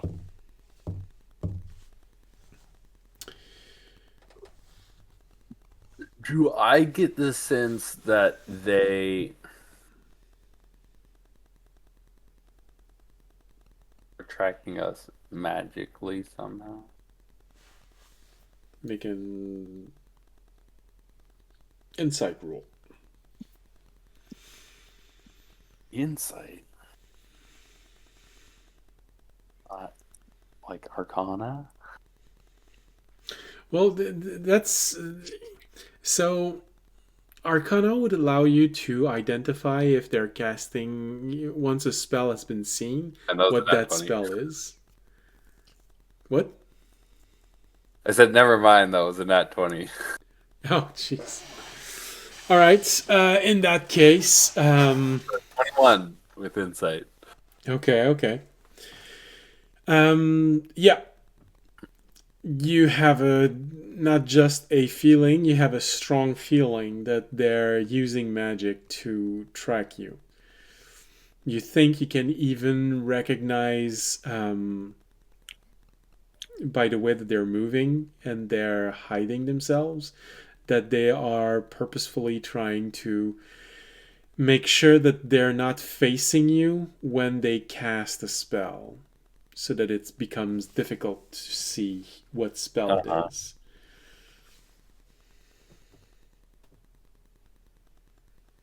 Okay.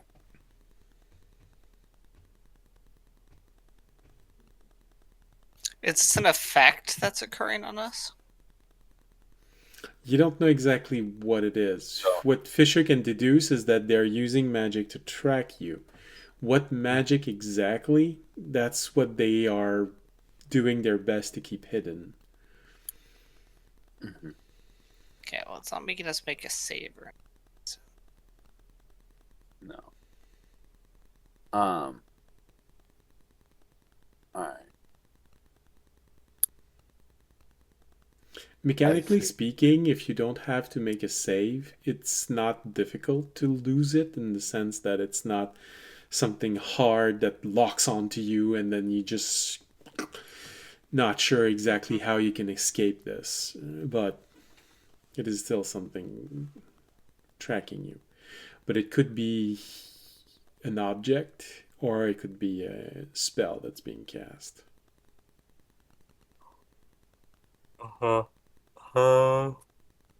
Could I do a quick kind of glance over myself and audience, looking for any kind of like illusion they may have attached to us, just as like a physical or like a visual tracker? That Well, I think the Where spell for? detection is designed specifically for that. Otherwise, it's perception to see if you can see something. True I sight. have detect magic prepared, so it would have to be. Oh, Okay. I did swap that attunement though. So I'll use the gem of seeing to use a charge to give myself true sight. Okay, okay.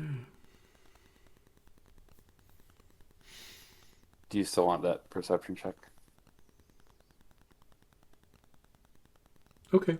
Well, yeah, it's seeing something with the gem of true sight makes it easy, but with a perception, it tells me just how much of that easy you see. Uh-huh. Uh, sorry. That is a 17 and a 22 with Terranad. Okay. With you alone, it's enough, but it's always nice to have confirmation. Thanks to Terranad. It's a weird combination. The gem of true sight allows you to see that there is something following you. But it also allows you to see that it's not them who are following you with this. As best as you can deduce, whatever magic they're using themselves, it's not the magic tracking you. It's a magic used to keep in touch with whomever is tracking you. Okay. So it seems like they're just individually visually tracking us and just talking to each other about it Yeah. in order to keep it. Okay.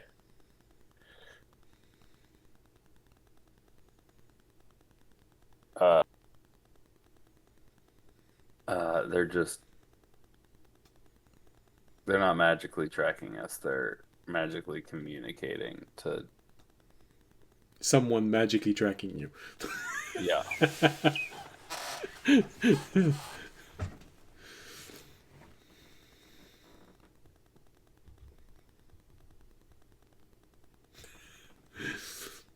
I feel like it's probably a good idea to end the stream soon because I'm looking at a lot of zombies. Yeah.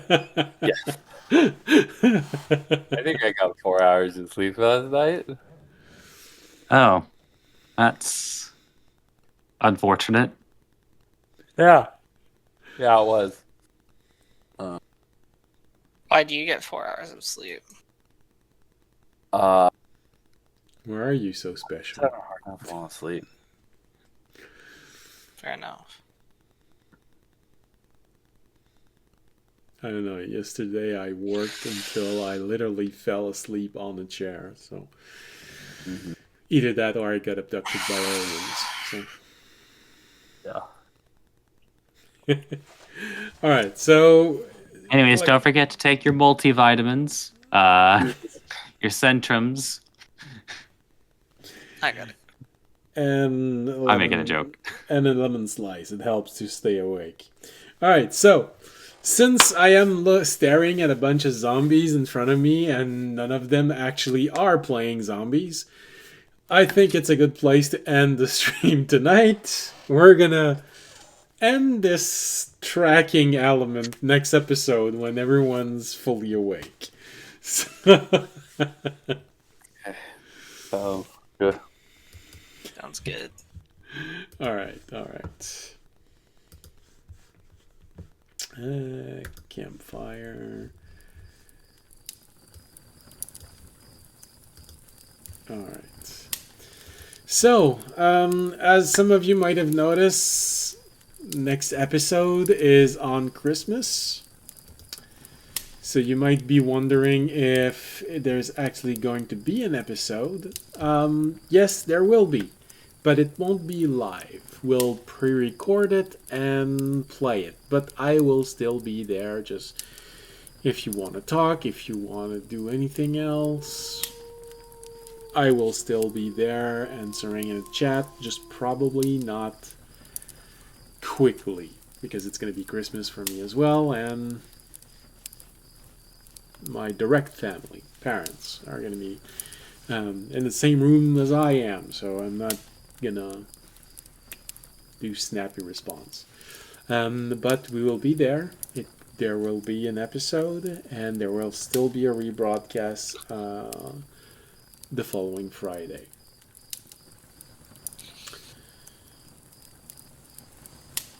And, well, since the whole thing falls on Christmas, it's the last live moment that we get to wish you a Merry Christmas or whatever winter celebration you're following. Winter solstice celebration that you're following.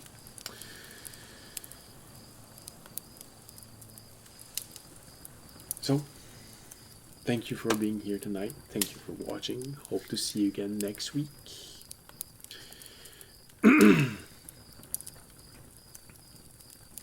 Remember, if you want to help in whatever way you can, we got Twitch, Twitter, YouTube, Patreon, a link below for donation. Only make donation if you can afford it.